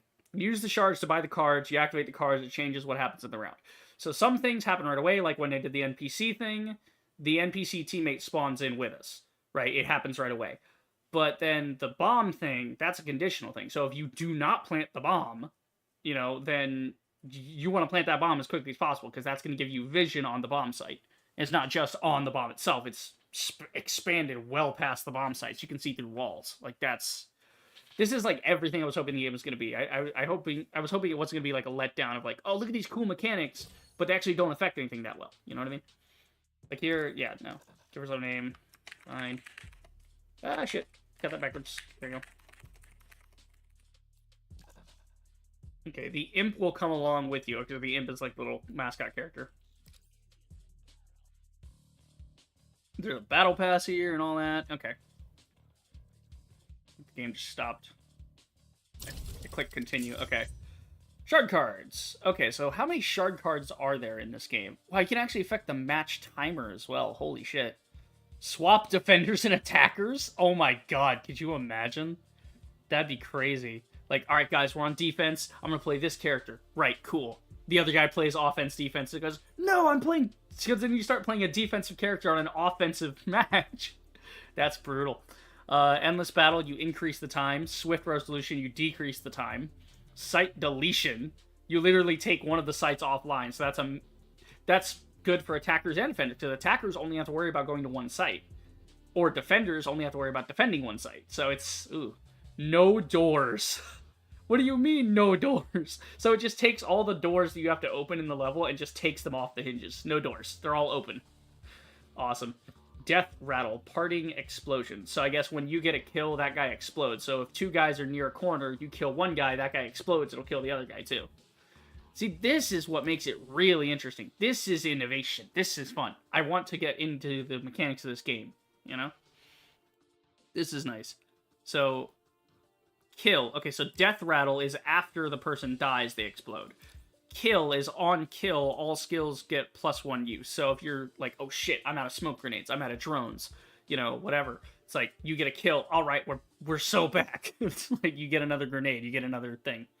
Enemies leave footprints. This will be good for the roamers. Roamers are going to play this card a lot, and they're going to go hunting, which is awesome.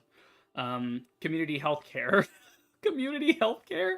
Join forces. You regain HP slowly. So, join forces probably activates when you're near a teammate. No healing for enemies. Yikes. Deploy 2 combat robots. That's Roger, Roger. Okay. Mass cheetah. Movement speed increase. Okay. Max HP up. LMG. Full firepower. LMG. Load all ammo into 1 mag when using an LMG. So, if you pick up an LMG and you use full firepower... it's like classic Doom. You just don't reload. You just hose down the area. Nice. Explosive shot. For your bullets, they explode on impact. Very nice. Or maybe it's just the next shot explodes on impact? I don't know. We'll have to see about that one. Big head mode, right? Healing shot.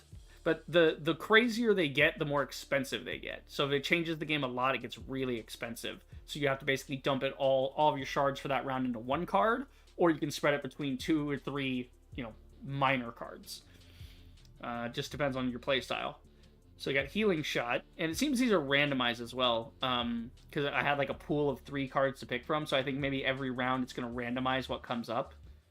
You know, or maybe you can set a loadout that you bring with you, like, these are my 3 favorite cards. I want to use these in this round, I want to use those in this round. Maybe, I don't know, I got to see in the full game how that's going to work. Because I do intend to play the full game of this. This looks really cool. Healing shot. Shoot teammates to heal them. Nice. So if you have like an LMG, you can hose your buddy to give him health. Fucked up.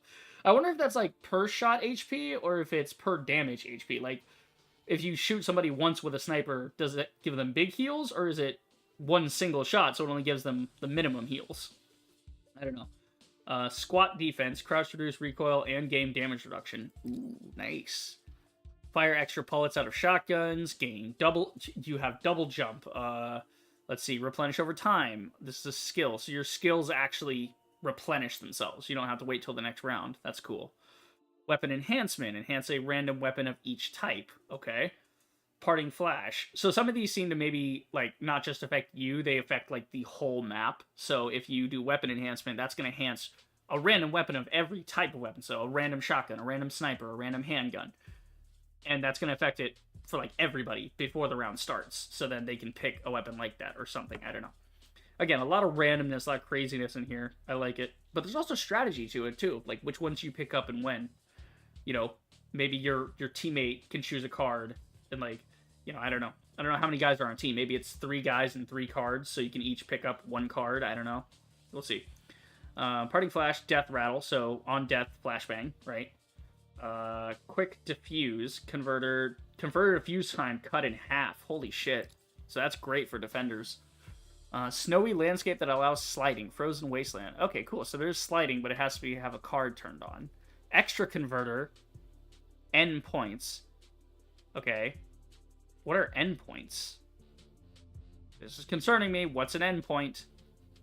Converter adds N converters for attackers. Okay, I see. So N is however many points you have in the match. It's adding that many things. So, oh, I've got bomb. No, you don't, because there's 4 other guys and they all have a bomb. Okay, that's kind of fun. Yeah, plenty of ammo, N points. Mag size and ammo increased plus N times 25%. So if you have 2 endpoints, that's 2 times 25. So all magazine size and ammo counts are 50% better, right? So that's interesting. That's like a modifier. I saw endpoint. I'm like, am I paying for this? Hold on. You know, is that pay to win? I don't know. Turtleback. Equip a turtle on your back to block bullets from behind. You just straight up stick a turtle on your back. I love it. Eye of the Reaper, we saw that one.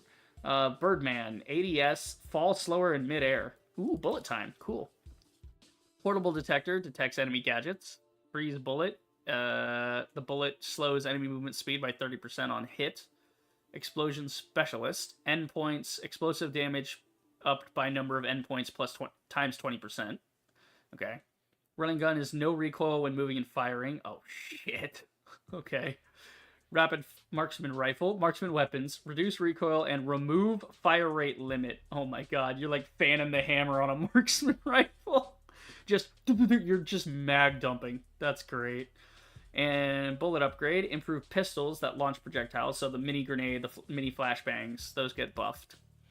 Long dash, charged melee attack dash in distance. Okay, so there's like a dash on the melee charge. You can like lunge at somebody if they're just far enough away to, like, this guy's running, I want to stab him.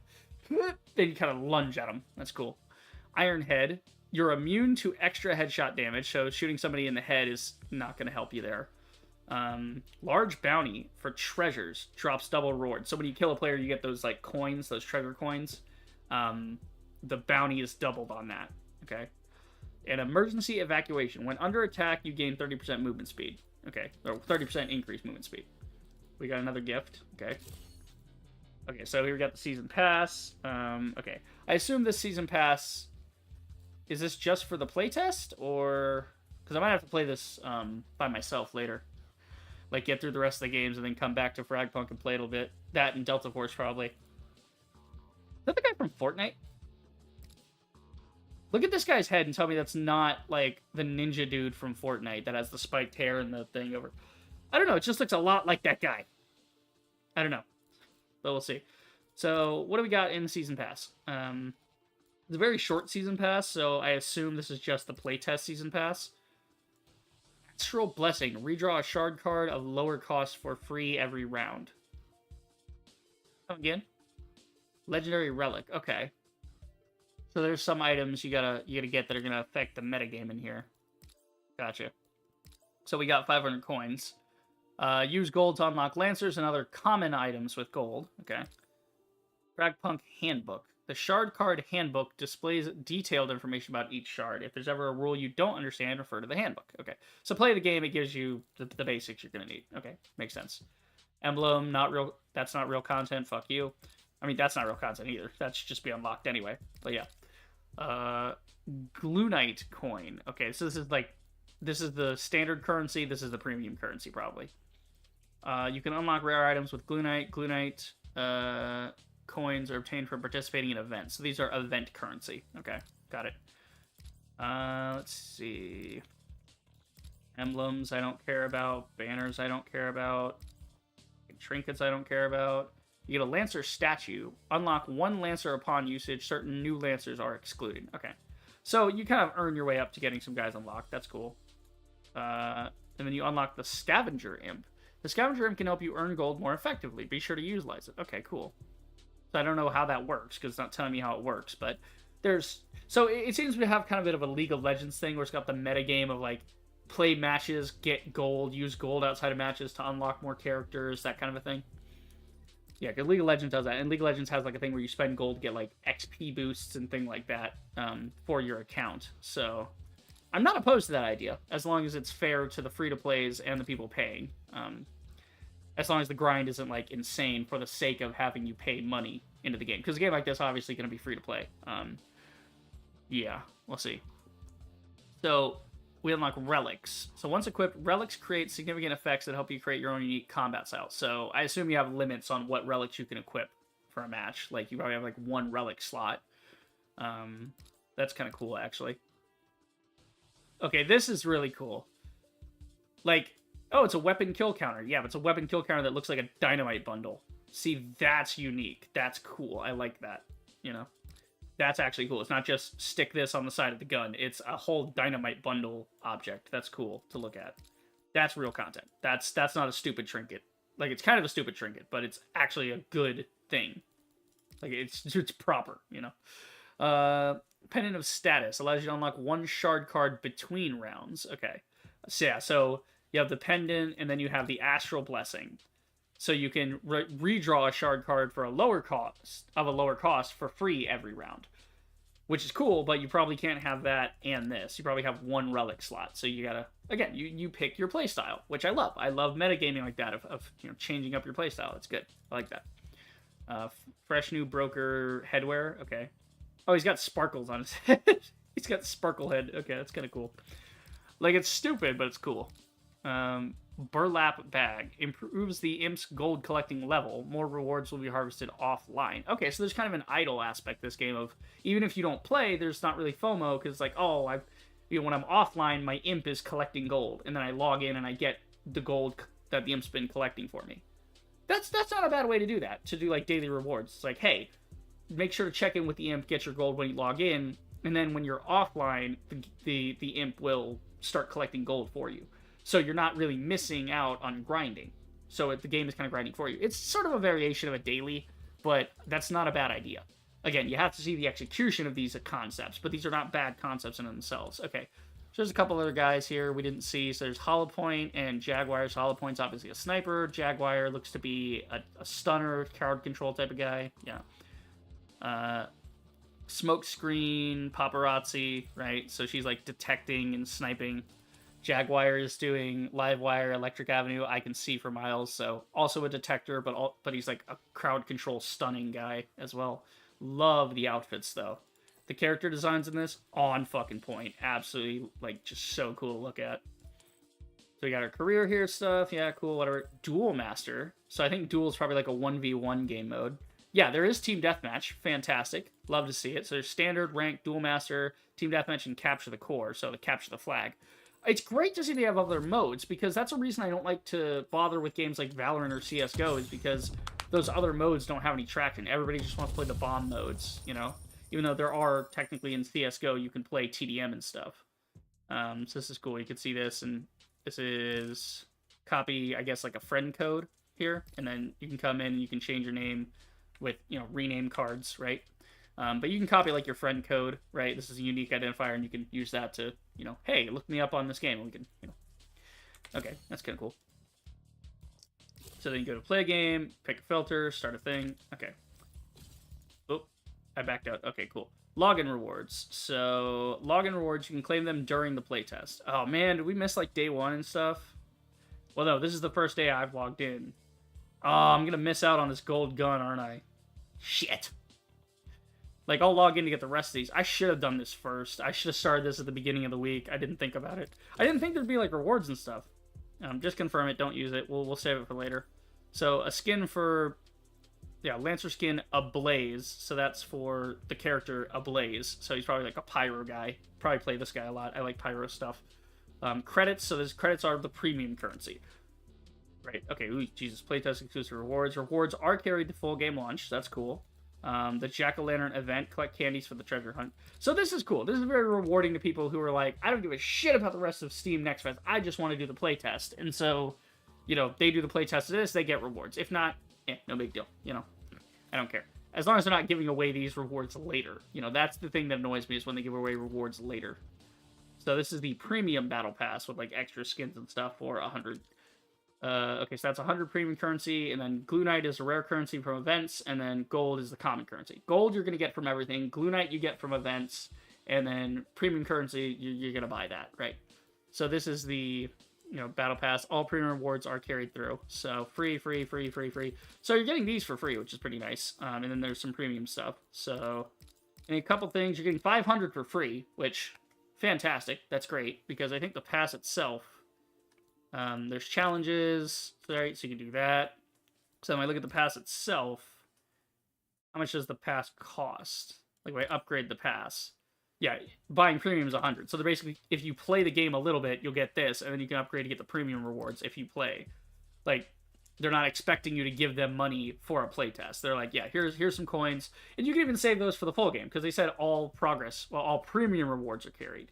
So it could be that, you know, the premium skins like this are going to get carried over. I mean, those are cool looking, but I'm sure there's going to be other cool skins in the game later. That's wicked.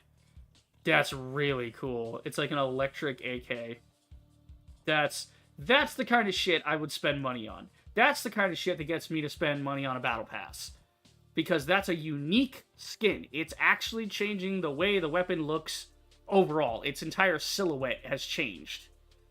This is not just an AK. This is weird electric Tesla Wasteland AK. Like, it's not a reskin. It's not, you know, it's not just, oh, now it's gold. That's dope. We love that. And then when you go past this, so this seems to be an infinite thing. So 40 and up, and then bonus. So bonus rewards are completed. You can continue leveling your pass to earn bonus rewards. So if you get the full pass, and then you get into level 41, you get 1,000. 42, you get another 1,000. So this is a way to reward people, like, for playing for a long amount of time. Everything seems to be very player-centric here, and I'm loving it. I know I've spent, like, probably half an hour at least on this game, but there's a lot to look at. This is not your run-of-the-mill demo. And this is not your standard fare free-to-play bullshit either. It's not like, you know, oh, here's a shop working day one while the rest of these things suffer and we don't have anything for anybody. Fuck you, give me money. You know, as Angry Joe used to say in some of his reviews, fuck you, give me money, you know? Like, it's not the fuck you, give me money stuff. So this is cool. You can pick this, general. So you can actually set your cosmetics based on if you're playing the normal mode or if you're playing TDM. That's cool. Ooh, in TDM they have like an electric hammer. That's fun. So you got your weapons, you customize the weapons, you go to the cosmetic. Boom, you've got 3 charms on the weapon. One on the side, one on the top, and one on the back. So no matter which way you're holding it or inspecting it, you can see cool stuff. And they can all be different charms. That's pretty fun.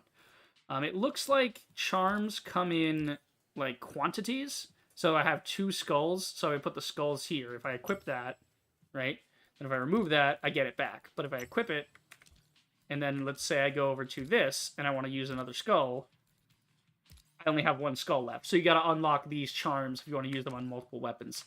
Not sure how I feel about that. I mean, that's something to strive for. That's something to unlock with your common currency and stuff. That's something to do, which is good. You know, games like this always need some kind of a fun grind. Stickers, you have 10 layers of stickers you can put on here. So we put a sticker on. Oh my god, it's taking me back to, like, the Call of Duty days where they had, like, the gunsmith. please give me gunsmith in here. Can I please have that? Can we please have that at some point? Custom paint jobs, please. The gunsmith, the paintsmith, please. I want to recolor the gun, please. It would be nice if I could take off some of this crap, though. Like, if I was going to put on stickers, I'd like to take off some of this extra graffiti crap and go back to bare skin. I don't know if that's an option, but yeah, it doesn't seem to be. Ooh, platinum. Yeah, so here's where you can spend more currency on, like, specific. And these are not battle pass, these are not loot box, these are use premium currency. The weird fucking points, though. 488. 2088, so that's a rare one. So you don't actually have to spend money for all these. So if you want this one, this isn't spend, this is earn. So if you see somebody has this one, you know they earned it because you got the Glue Knight currency. Yeah, it seems like they put a lot in here for everybody. Everybody gets a little something, you know? If you want the really, like, the palette swaps are earn it, right? And then there's skin bundles, so there's a Spectrum weapon skin bundle. So you have your shop, right? Obviously, daily free bundle. Oh, we got a daily free bundle, cool. We got gold and coins. Awesome. So there's your dailies. Come in, collect those. If sticker pack...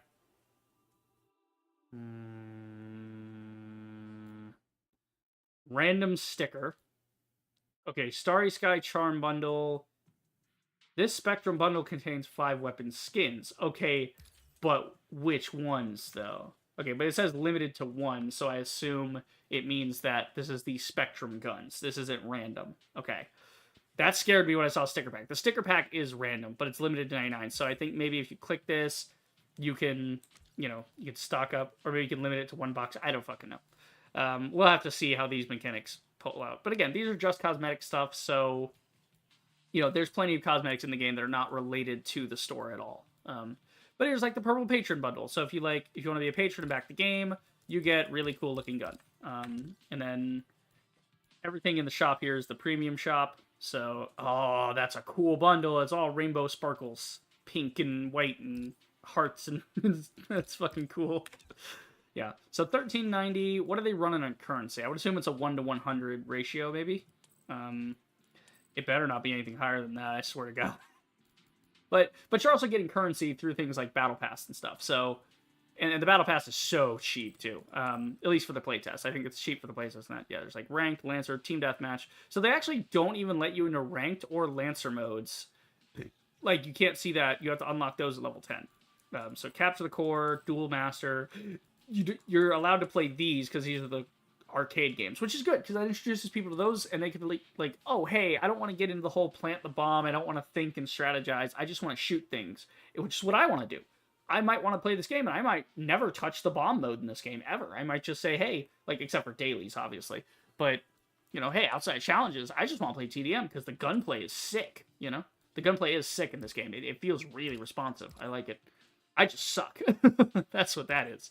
So you have your inventory. You got, like, Lancer statue to unlock a Lancer. You got a rename card to rename your, account, right? So you got, like, customization and stuff, and you got these guys. These guys go for what? Unlock on day 3 of the test. So as the test goes on, they're unlocking, more guys. Some of these guys are unlocking at certain points in the test to make you want to come back every day and check in. So even if you played through all the other characters and done all the stuff, you have a reason to come back on that 3rd day and that 4th day to check in. So these are cool. Sonar, right? So a detector. So this is a Blaze. This is a guy you can get a skin for. Electric guitar. Modified for shooting damage, yeah. Blaze is the guy that Broker fights in the trailer. We'll look at the trailer in a second to show you guys that sick reversal of the death card. That it doesn't seem the death card's actually in this yet. Yeah, let's take a survey. Yeah, we'll exit and we'll take a survey. Why not? We'll do that. Cool, but no, definitely a play it. Fragpunk looks awesome. I definitely want to play that. Like, it's not just like, oh, this game has potential, let's expand it. No, they thought of everything. They've got TDM, they've got Capture the Flag, they've got duels, they have 1v1s of like, I just want to prove that I'm better. I don't want to have to think about anybody else. Okay. You want to click heads? Click heads, motherfucker. 1v1. You're in the gulag. Welcome to Thunderdome. So it's a little bit for everything. I love it. Overworld, welcome back. I'm back at Green Pizza. How's it going? We just completed Fragpunk. We didn't do any matches or anything. We just did the tutorial. The gunplay is solid. The cosmetics look fairly balanced for, like, as free-to-plays go. it looks like there's a little something for everybody. They don't just have, like, I thought it was just gonna be like, oh, plant the bomb. No, they have TDM, they have capture the flag, they have 1v1 like duel master, so that's like 1v1 game mode gulag type of stuff, you know, which is great. That's fantastic. So we go get you can put your ID in. Oh god, this is kind of a, well, okay, this isn't too big. Okay, so let's change by different video. Please select preferred language. Okay, let's go ahead and say English, please. So we don't end up with that. Okay. So yeah, and this is optional. I'm not going to bother putting my ID in there. I don't really need to. That I would put in if I was having a problem with the game and I needed them to know specifically, but this is just overall. What do you think of the game? 4. I'm not going to say 5, just because I haven't played too much of it. I'm going to say 4, because I want to see what the currency's like, and I want to see what an actual match plays like eventually. 3 positive aspects. Let's see. I loved the variety of content. Different maps, yeah, that's great. The shard cards, we love that. The progression systems are fantastic. We love those. That's a whole PvP game to last a bunch of gamers for a month while they wait for Battlefield. For the Battlefield. The Battlefield of what?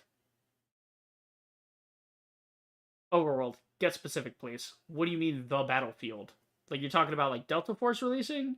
Like that Battlefield clone, or are you talking? I don't know what you're talking about. Get specific, my dude. Okay, please explain your answer above. There seems to be something for everyone, whether you are a paid player or not. Lots to unlock, and lots of game modes to play. Very solid amount of content. Yeah. Let's see. Playtesters loved it. Oh, like there's like a new Battlefield. EA new Battlefield. Are they? Yeah, because they moved on from 42. They're acting like 2042 just didn't happen, right? Yeah, because I think I remember they said they were doing a new one. Like, where's Battlefield 6? Where's Battlefield 7? Vince Appella confirms new Battlefield will use a modern setting. First concept art has been revealed. Okay. Oh god, it's IGN. Brace yourselves, boys. It's gonna lag because IGN can't be bothered to optimize their website at all. Sucks up all my RAM like an asshole. Okay. Battlefield going back to basics. 3 and 4. Right. We know this. Okay, you know what? I can't be fucked. I cannot be fucked to look at your... I cannot be fucked to look at game journalist sites. They are the laziest pricks I've ever seen. You guys get money from advertisers and stuff. You think you would use some of that to pay for a tech guy to come in and clean up your fucking website so it runs pretty well. Even when I'm not on stream, it runs like that. It's terrible. I never go to those sites because they're fucking awful. Okay. EA new Battlefield concept art. I just want to see the concept art. I want to see what are we looking at here? What's the first look here? Okay. Now we're talking. This is Battlefield. Get your operators out of here. Get your hero shooters out of here. This is Battlefield, man. Fuck yeah. This is what could have been. This is like 2024 art reveals everything once looked like this. Oh my god. Brother. Like, we had such options, bro. Shit was gonna look good. What happened? Man. Okay, so we have new concept art. We have like this one. Look at that. Battlefield 3, baby. Battlefield 4. We're going back to the desert. Hell yeah. Fuck yeah, dude. Charlie, don't surf. I know that's Call of Duty, but fuck you. I'm not hyped. I'm not hyped for the game. I want to see gameplay. I want to play a beta. No. And I want the goddamn game to run properly, okay? I want minimum Battlefield 1 levels of stuff. Battlefield 1 ran on my machine back in the day. Battlefield 2042 and Battlefield 5, what the fuck happened? 5 and 2042, they sucked. They fucking sucked. Their optimization was ass, bro. Story mode, please. Yeah, give me my main character. Give me my campaign back. I want a Battlefield 3 level campaign. Where the hell are the other two?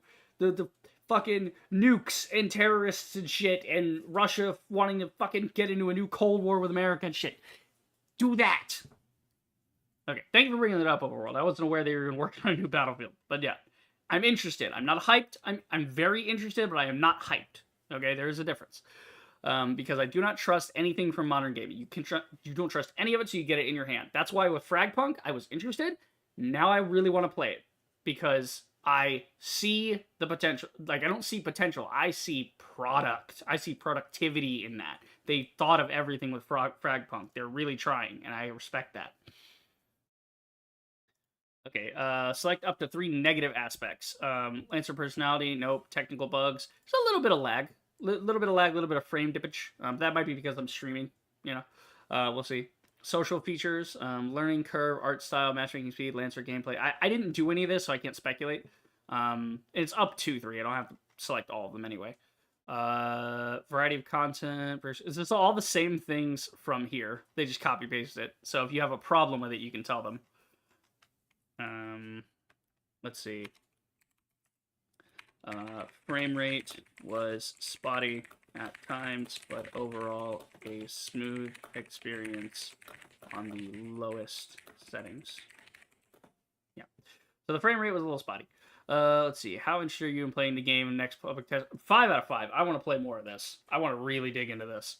Tell us about shooter games you play. The following question are about gaming habits. Please, if you have you filled out this portion of the survey? No, first time. Oh, God.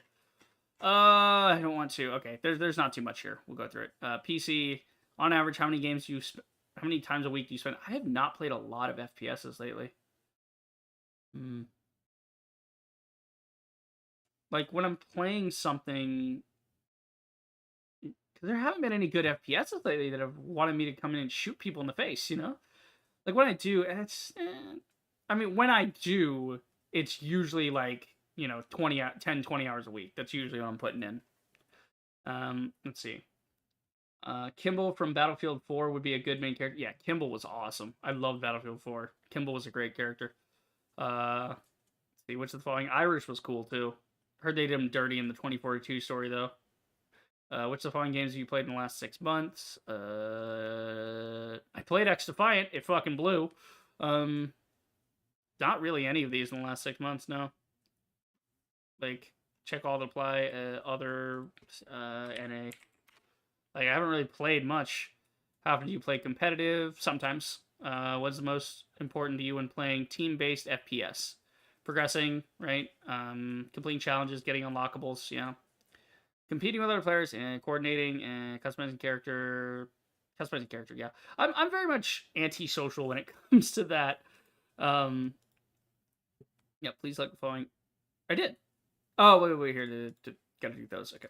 Save, submit. There we go. Okay, cool. Like he's reading a little newspaper. That's cute. I love the imp character. That's a great mascot for the game. But yeah, no. Oh yeah. I was gonna show you guys the cool trailer for Fragpunk. That the reason I got interested in the first place. Ooh, leggy leg. Why leggy leg? Okay. Let me go ahead and I'll get that raid and install. But Fragpunk, play it. Absolutely loving that. Fantastic. I'm here for it. Yeah. And like I said, we're not really going to get into matches of the multiplayer stuff. We're just looking for features. Because if the features are there, Fragpunk has a lot of solid features. I will get into it later. We don't need to waste time doing like a match now if we do a match later when the game is even more optimized and is full launch, you know. Let's see.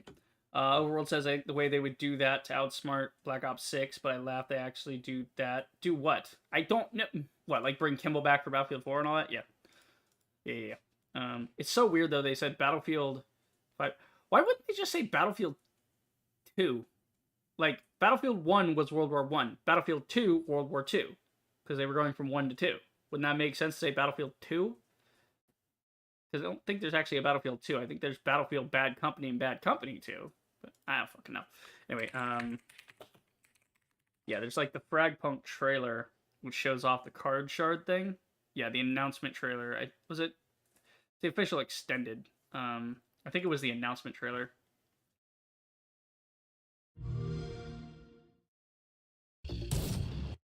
Okay, so yeah, it's just showing off some of the guys.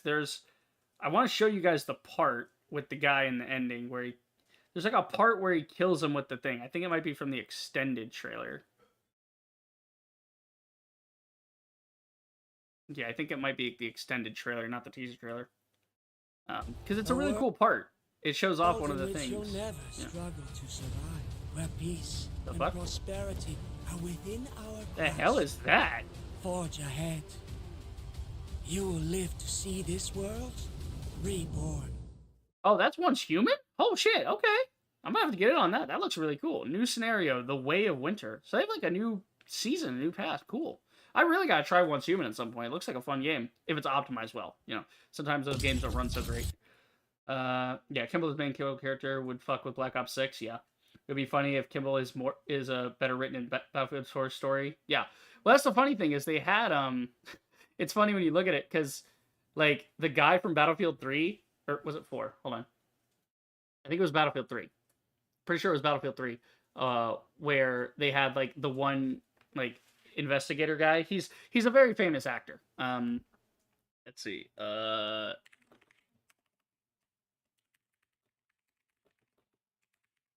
Yeah, the new General Shepard from Battlefield, like they changed him. So this guy is an actor. I don't remember his name off the top of my head. I've looked this up before on stream. But this guy, it's really funny because this guy is the new General Shepard in the Modern Warfare reboot that they did, right? Where they've rebooted the Modern Warfare series and basically are just retelling it with like a slightly different story, which apparently is a shit story.